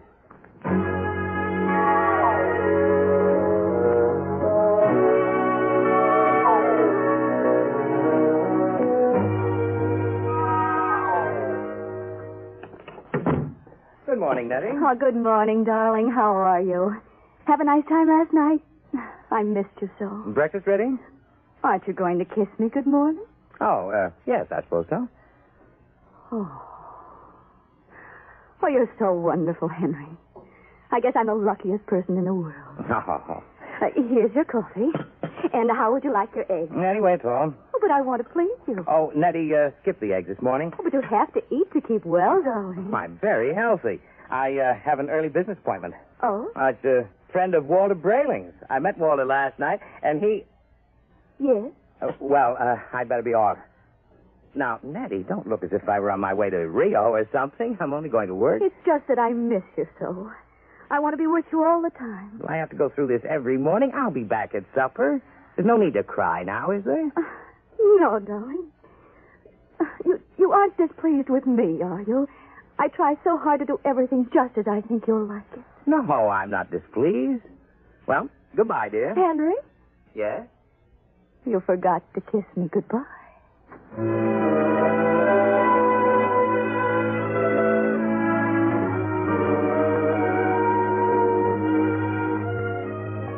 No strings attached, no strings attached. A very nice puppet with no strings attached. Let's see now. The Jumble Shop, 43 South Wesley. That should be about... here it is. Yes? Mr. Zig? Yes? Walter Brayling recommended me. Enter. Your name? Henry Smith, 55 Evergreen Place. And what can we do for you, Mr. Smith? Well, Brayling showed me his marionette last night. I see. I was intrigued with the idea. And not that my wife is anything like that female meat grinder that he's married to, you understand, but, I'm a man who enjoys an occasional evening with the boys. Without complications. Naturally. So I thought... That I could duplicate you. Exactly. I think it might be arranged. You understand the need for secrecy, of course. Although an act is pending in Congress to legalize Marionettes Incorporated, it is still a felony to use one of my creations. Well, I understand. And there is the matter of the payment. How much? $9,000. $9,000? Well, I have an inferior model at $7,500. No, if I go through with this, nothing's too good for Nettie. Nettie's my wife. We've been putting money aside to buy a summer house in Westport. Sometimes we must choose. Yes. Perhaps I could just slip out $9,000. It's a joint account. How soon can I have it? I could construct the mannequin in about 2 months' time. Good. Shall I consider the order placed? At once. Of course, you would have to report here for a body mold, color index of your hair, lips, skin, etc.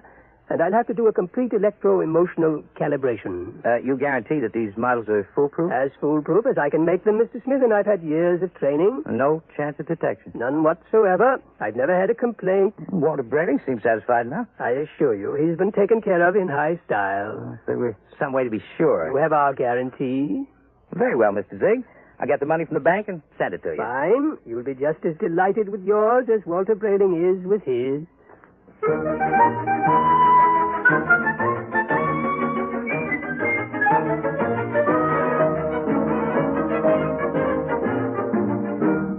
Oh, tell her. Yes, Mr. Smith? I'd like to cash this draft on my joint account. Yes, sir. $9,000, sir. That's right. Well, I'm afraid that's impossible, Mr. Smith. Impossible? My wife and I have a good $15,000 in our account. You're mistaken, Mr. Smith. Oh, but I know. Here's your card, sir. You see, Mrs. Smith withdrew $10,000 recently. $10,000? Without even telling me? I remember it distinctly, Mr. Smith. She said it was for a surprise for you. Good Lord. She bought that house in Connecticut. My birthday's next week. Well, I'll have to borrow it somewhere. I've already contracted. Yes, sir. Quite a surprise for you, eh, Mr. Smith?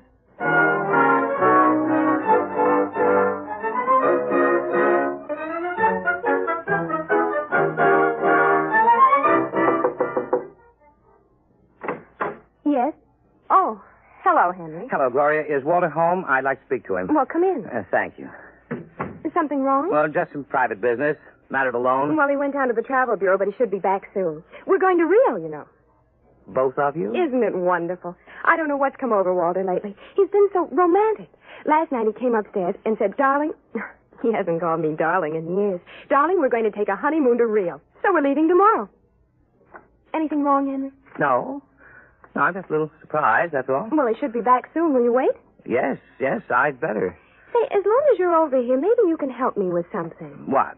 Well, I went downstairs to get an old suitcase a little while ago, and I heard the strangest noises near that old tool chest of Walter's.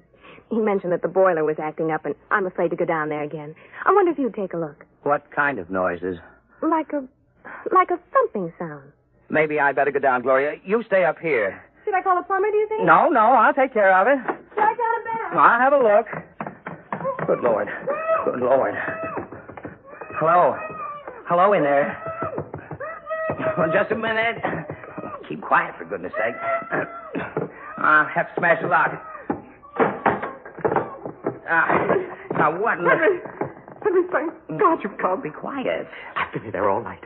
I thought I'd suffocate. He tried to kill me, Henry. He tried to murder me. Who? Which one are you? Don't be an idiot. I'm Walter. What happened? B2 to Marionette. He stuffed me in the toolbox and left me to suffocate. Well, fortunately, I found an old file in there and managed to get an air hole through the wood. Good Lord. He's taking Gloria with him to Rio. Have they left yet? No, he's gone downtown for the tickets. Oh, good. We may just have time. For what? To get down to Marionette Incorporated and tell Zig to stop him. Well, you're in no condition. Oh, don't worry about me. We can't waste any time. Come on. But Gloria... I'll sneak out. Tell her you fixed the plumbing. Tell her anything. I'll meet you outside. All right. Oh, what a fool I've been. What a fool I almost was. I went down and ordered one of those things today.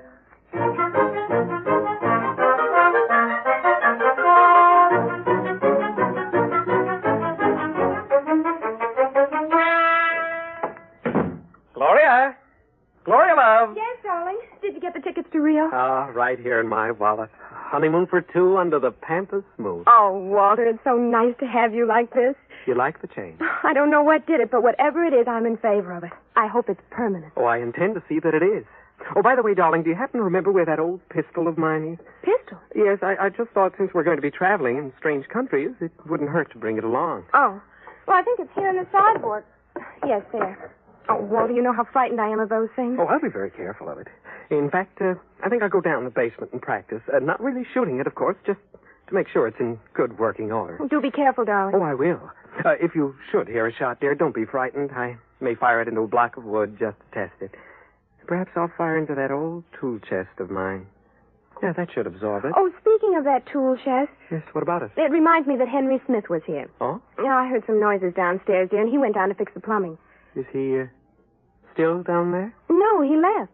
I really don't understand it. He seemed so anxious to see you before he went down to the cellar, and then he just left. Oh. Did he stop the noises? Well, he must have. I don't hear them. I see. What is it, dear? I have to go out for a while, But, darling. Walter, we'll have to pack if we're leaving. I'll be back soon. There's something very important I have to attend to. Oh, what is it? Just some personal business with Henry Smith. Please excuse me, darling, and don't worry. When I get back, everything will be fixed once and for all. Yes, we can enjoy the rest of our lives just as though the old Walter Brayling never existed.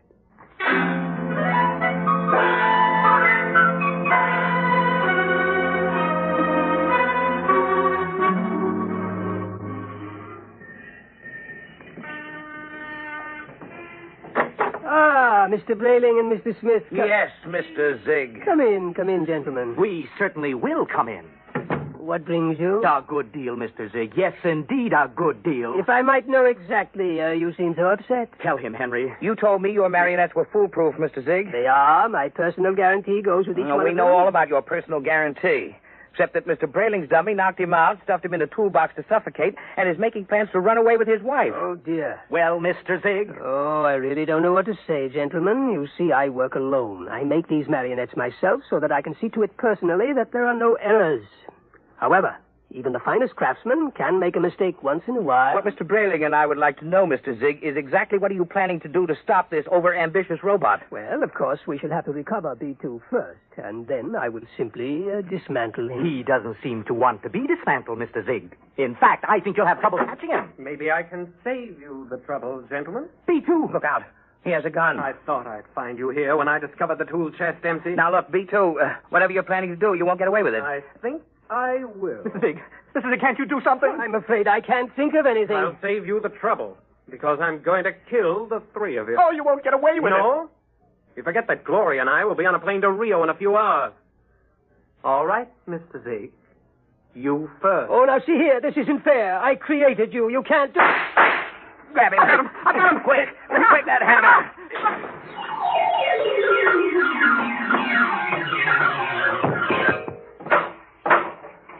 Well, that's the end of Brayling, too. Oh, thank heaven.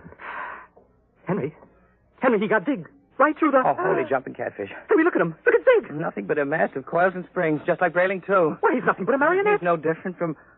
Walter, you know what this means? It's incredible. A marionette building other marionettes. But someone must have built Mr. Zig originally. Well, perhaps Mr. Zig turned on whoever built him the same way that Brayling, too, turned on you. Well, at any rate, we'll never know. I wonder how many of these things are walking around among us. Oh, I shudder to think of it. Some of our best friends might be... Come on, we got to get out of here. But the police... Don't be a fool. There's been no crime committed here. All the police will find is two oversized puppets with the springs coming out of them. But they seem so lifelike. They're only machinery. You've got to remember that. Well, what'll I tell Gloria? If I were you, Brayling, I wouldn't tell Gloria a thing. I'd simply pick up that other ticket to Rio and take her on a honeymoon. What about you, Henry? What are you going to do? Me? I'm going home and give Nettie a kiss that'll singe her hair. I'll even forgive her for taking that $10,000 out of the bank without telling me. You know, when I think of what might have happened if I'd gone through with this marionette thing, it what makes a fellow realize how lucky he is to be married to a decent woman. Let's go.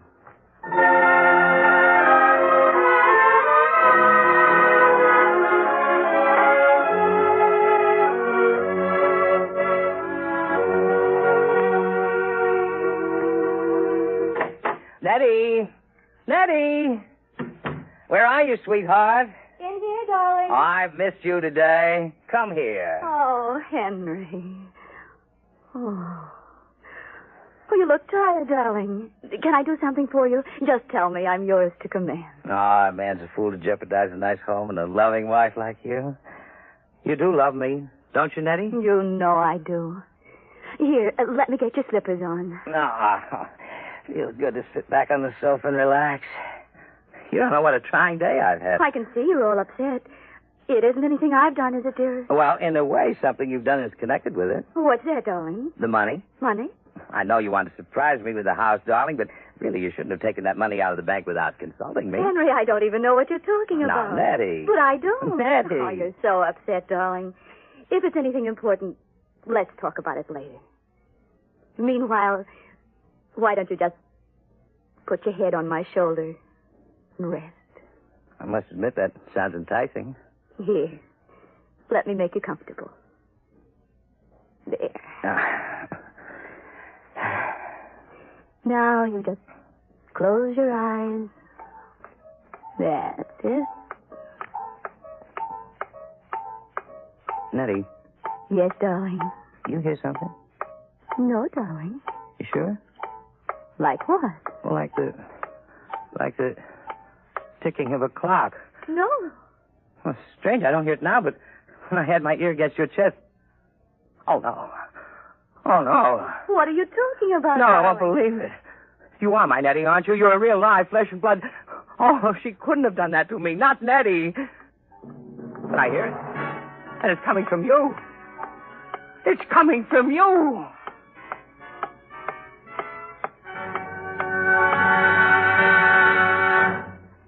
You have just heard another adventure into the unknown world of the future. The world of...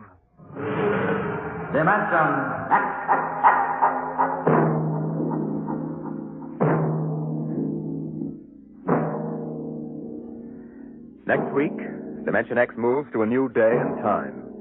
It will originate in New York on Saturdays from 8 to 8:30 p.m., beginning September 8th. Consult your local newspaper for the exact day and time in your locality. And don't miss Mary Leinster's story of deep space, First Contact.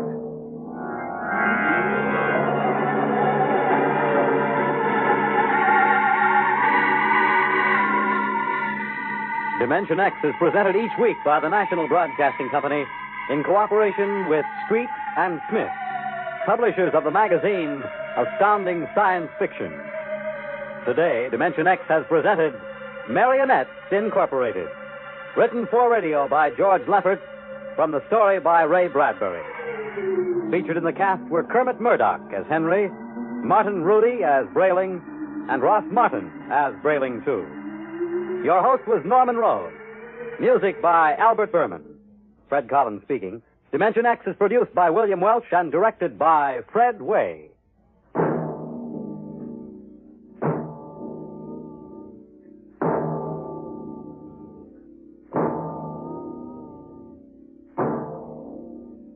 Dragnet, the story of your police force, is next on NBC.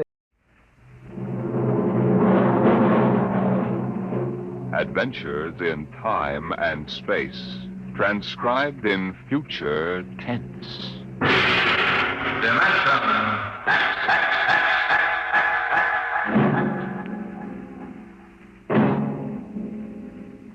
The National Broadcasting Company, in cooperation with Street and Smith, publishers of astounding science fiction, bring you Dimension X.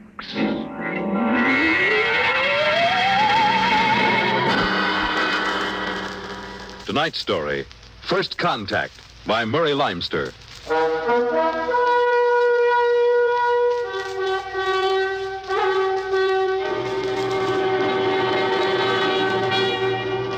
They had been in space 6 months now, moving with the incredibly faster-than-light speed of the overdrive. In 6 months, they had gone from Earth outward and outward to the crab-like nebula with the twin stars, a routine flight of exploration and scientific research. Solid object about 90,000 miles away, sir. Located, Dort. Exactly identified. A small object, sir. Hey, Captain, I've never seen anything like this before. Whatever it is out there is coming toward us at an incredible speed and retreating to zero just as rapidly. What's the mass of the object, Dort? Well, it varies with the distance from us, sir. Step up the scanners. Well, nothing, sir. Absolutely nothing shows out there. And yet there must be something. Those alarms are foolproof. Action stations, man all weapons. Condition of extreme alert in all departments immediately. Captain, what is it? Dort, I ran into the same thing once before on the Earth-Mars run. We were being located by another ship, and their locator beam was the same frequency as ours. Every time it hit, it registered as something solid and monstrous. But, Captain, we're the only Earth ship in 18 light years around. How? I didn't say it was another Earth ship out there, Dort. Another race? That's right. There's a spaceship out there, all right. but it's not manned by human beings.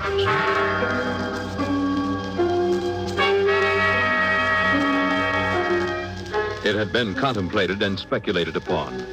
Mathematically, it was almost a certainty that such a race existed.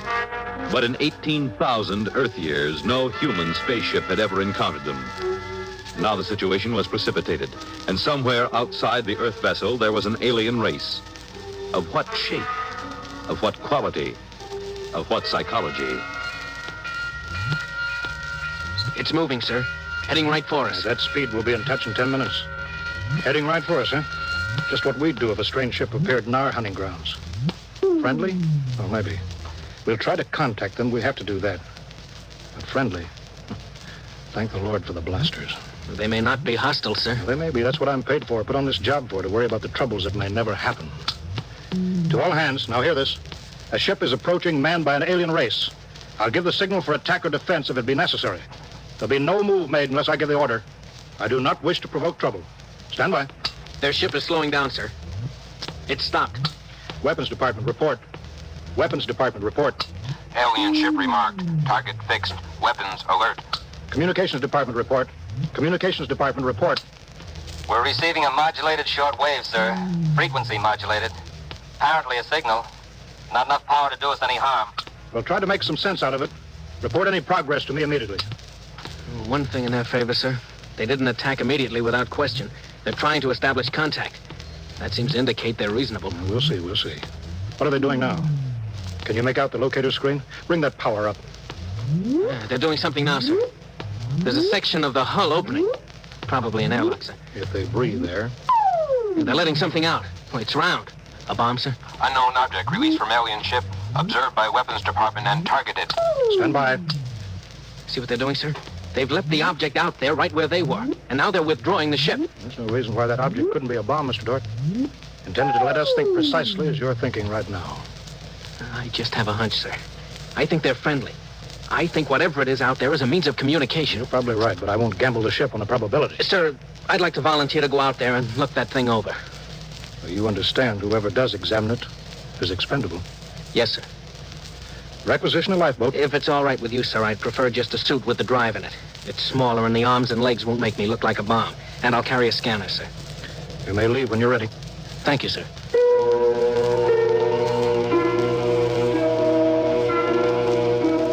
I'm all ready. Clear the lock and let me out.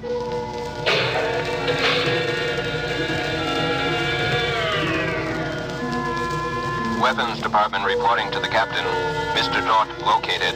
Mr. Dort is targeted. Stand by. If that object out there is a device to capture one of our people for observation and questioning, it'll be blown out of existence, including Mr. Dort. Stand by.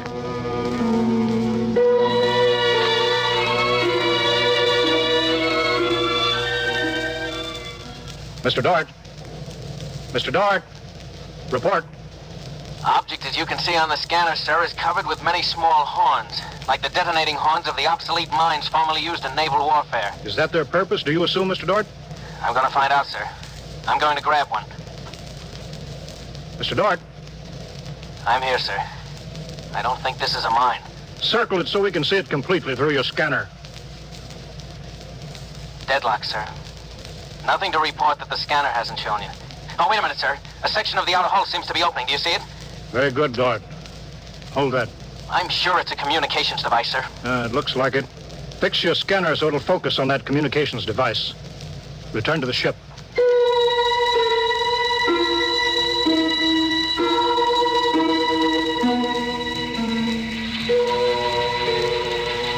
Communications Department. Communications Department. Progress report, please. We've established communication, sir. Is there a psychologist on the team down there with you? Yes, sir. Mr. Burns is working with us. Will both of you please report to the bridge at once?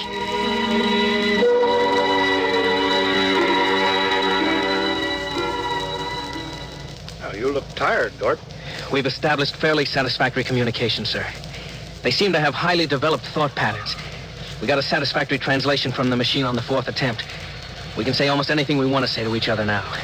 Of course, how much of what they tell us is the truth, we have no way of knowing. Mr. Burns, you're the psychologist. What do you think? Well, I don't know, sir. They seem to be completely direct. They haven't let slip even a hint of the tenseness we know exists.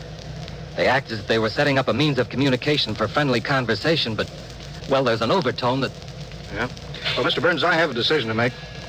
On the one hand, opening contact with the friendly people of a vastly different culture could only be beneficial to us of Earth. On the other hand, if they're hostile, I ought to blast them out of existence without any other preliminaries. Oh, but, sir, you can't... I'm not talking to you, Dort. It's not warranted yet, sir. Yes. Now, hear this, all departments. Hear this, all departments. This ship is on an extended alert. Provisions will be made so that personnel can have maximum rest and nourishment.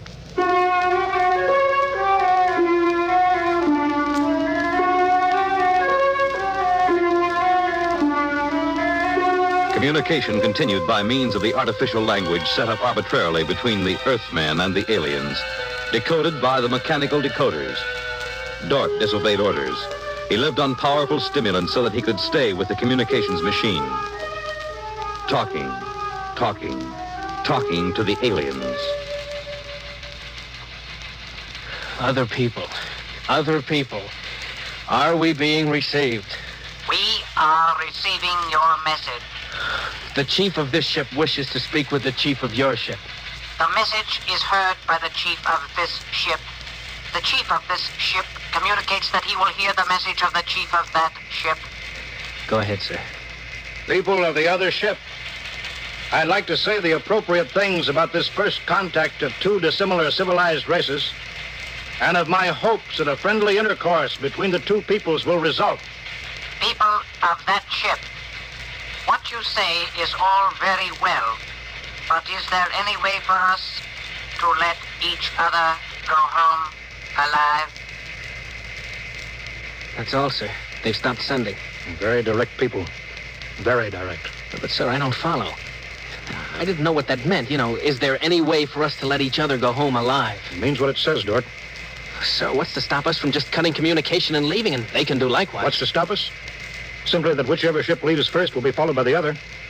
If they find Earth and get back to their own planet and we don't know where that planet is, Earth will be completely at their mercy. If they leave first, we'll follow them. We'll attempt to find their home planet. Dort, could you swear to any decision that the policymakers on Earth will come to? Sir, even if they do follow us, the closer we get to home, the more of our ships and weapons they'll face. They'd never get away. Well, how do you know that they can't communicate with their home planet without returning? We can't, sir. How do you know they can't? I don't, sir. So that's the situation. We'll sit out here, facing each other, trying to outguess each other, until time wears us out. And we'll have to face the fact. Either they destroy us or we destroy them. Navigation officer, attention. Navigation officer, attention. Every star map on this ship is to be prepared for instant destruction. The chief of this ship wishes to know whether the chief of that ship can suggest an answer to the problem concerning us both. Do you want me to answer that, sir? I'll answer it myself. Tell me when to talk. Now, sir. I am giving that matter personal attention. Every effort will be bent to the solution of this problem. Will you consider a temporary truce in the meantime? What would a truce gain? Could we trust you? Would you trust us? I suggest that we continue as we have up to this particle of time. I agree. Sign off, George.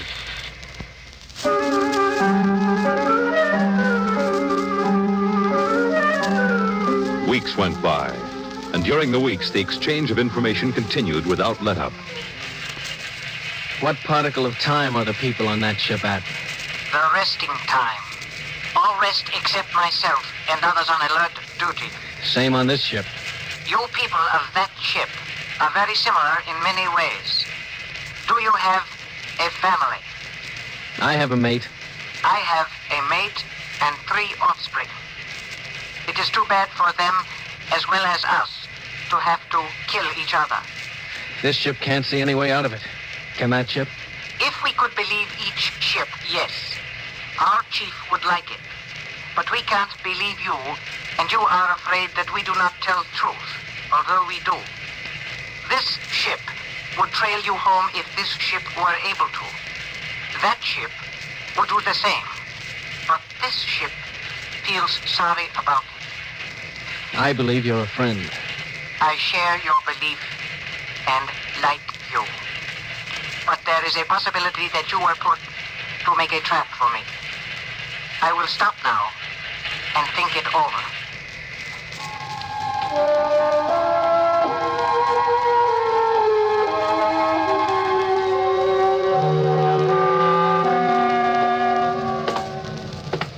Just sit down, Dort. Control yourself. We're all under tension. Doesn't do any good to pace like some caged animal. Yes, sir. All right, now I've read the complete transcription of your conversations with this one alien. What does it prove, Dort? Sir, these people are so much like us in their thinking and... Well, sir, they're likable. They're likable and they breathe oxygen. Their air is 28% oxygen instead of 20. But they could do very well on Earth. It'd be a highly desirable conquest for them. Dort, I'm as set against violence as you are. I don't see any way out of this. And I think we've got to break this status quo. So if in 70 hours we don't see any other way, then I have no further choice. I'll blow them to bits.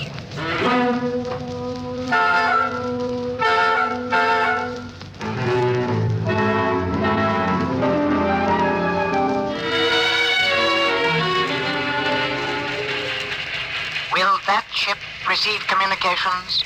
Will that ship receive communications? This ship is listening. It seems to me better to communicate than to sit by the machine silently. I would have called you, but you signed off before. The problem goes around and around. I find no answer. Perhaps we could turn our thoughts to other things.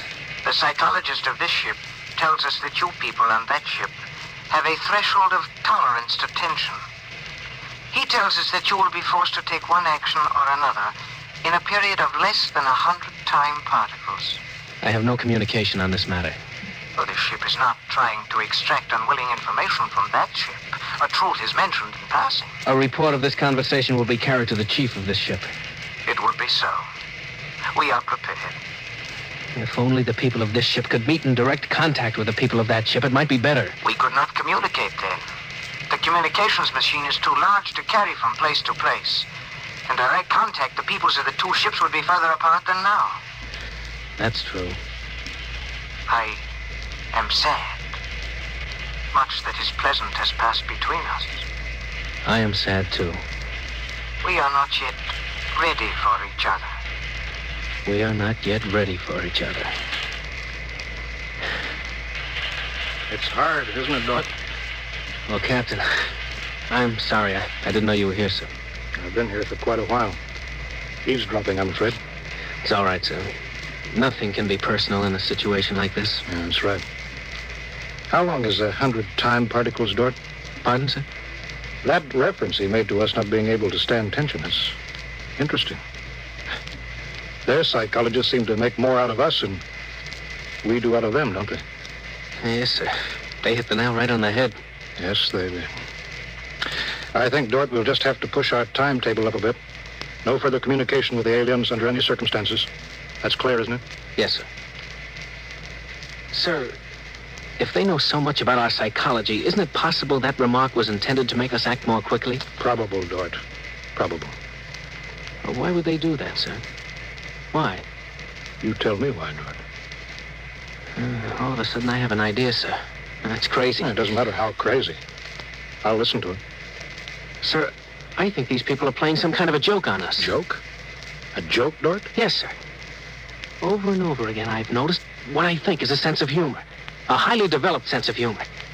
Do you recall when we went to all the trouble to set up a fictitious star map and then they just sent us back a mirror image of the same one?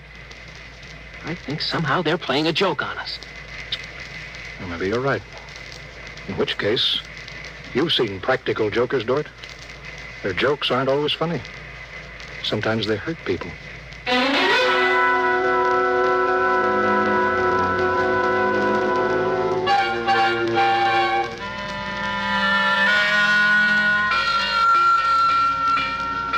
All departments, man, instant alert. All departments, man, instant alert.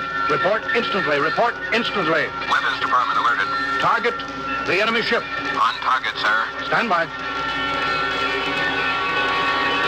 Fire!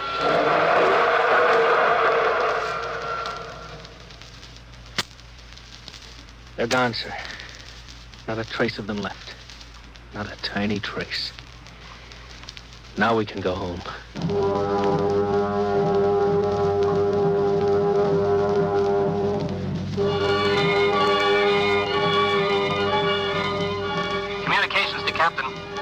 communications to Captain. Report. Sir, I'm picking up new signals. Same frequency as the original alien signals. That's impossible. That ship was destroyed. I'm receiving signals, sir. Set the machine up. We'll be down there in a minute. Mr. Dort, come with me, please.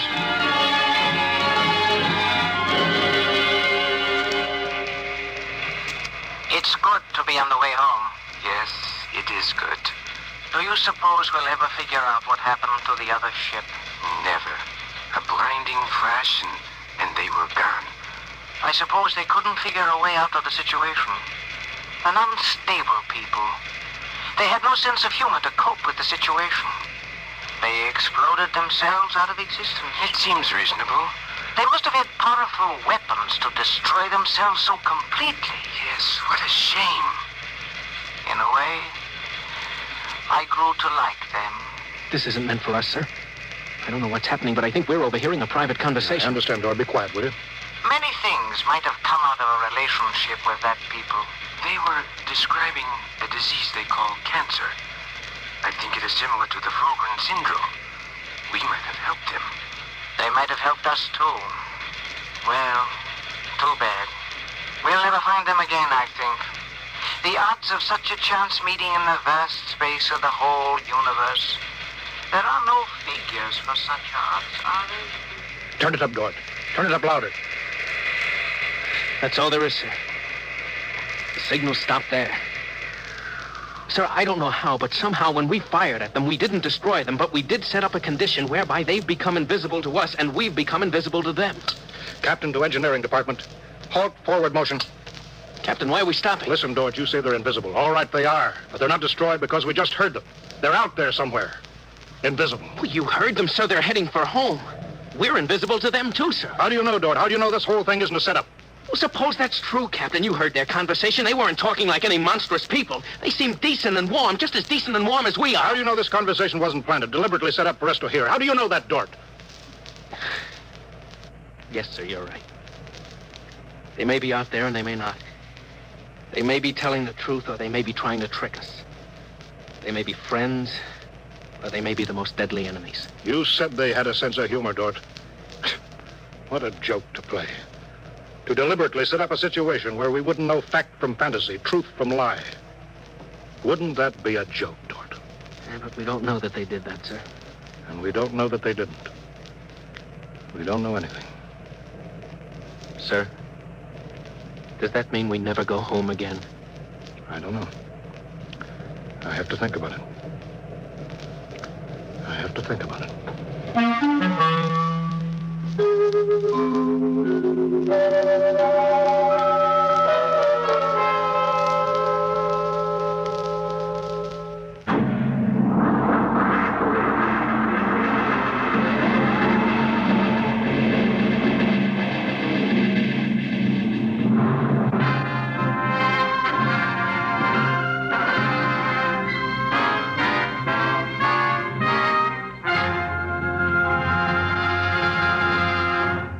You have just heard another adventure into the unknown world of the future. The world of... Dimension X.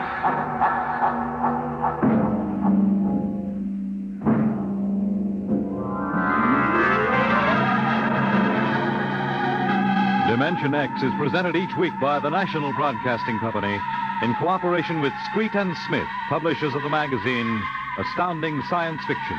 Your host was Norman Rose, music by Albert Berman. Dimension X is produced by William Welch and directed by Fred Way. First Contact, written by Murray Leinster and adapted for radio by Howard Rodman. Featured in the cast were Wendell Holmes, Bob Hastings, Clark Gordon, William Valley, and Stan Early. Your announcer, Fred Collins.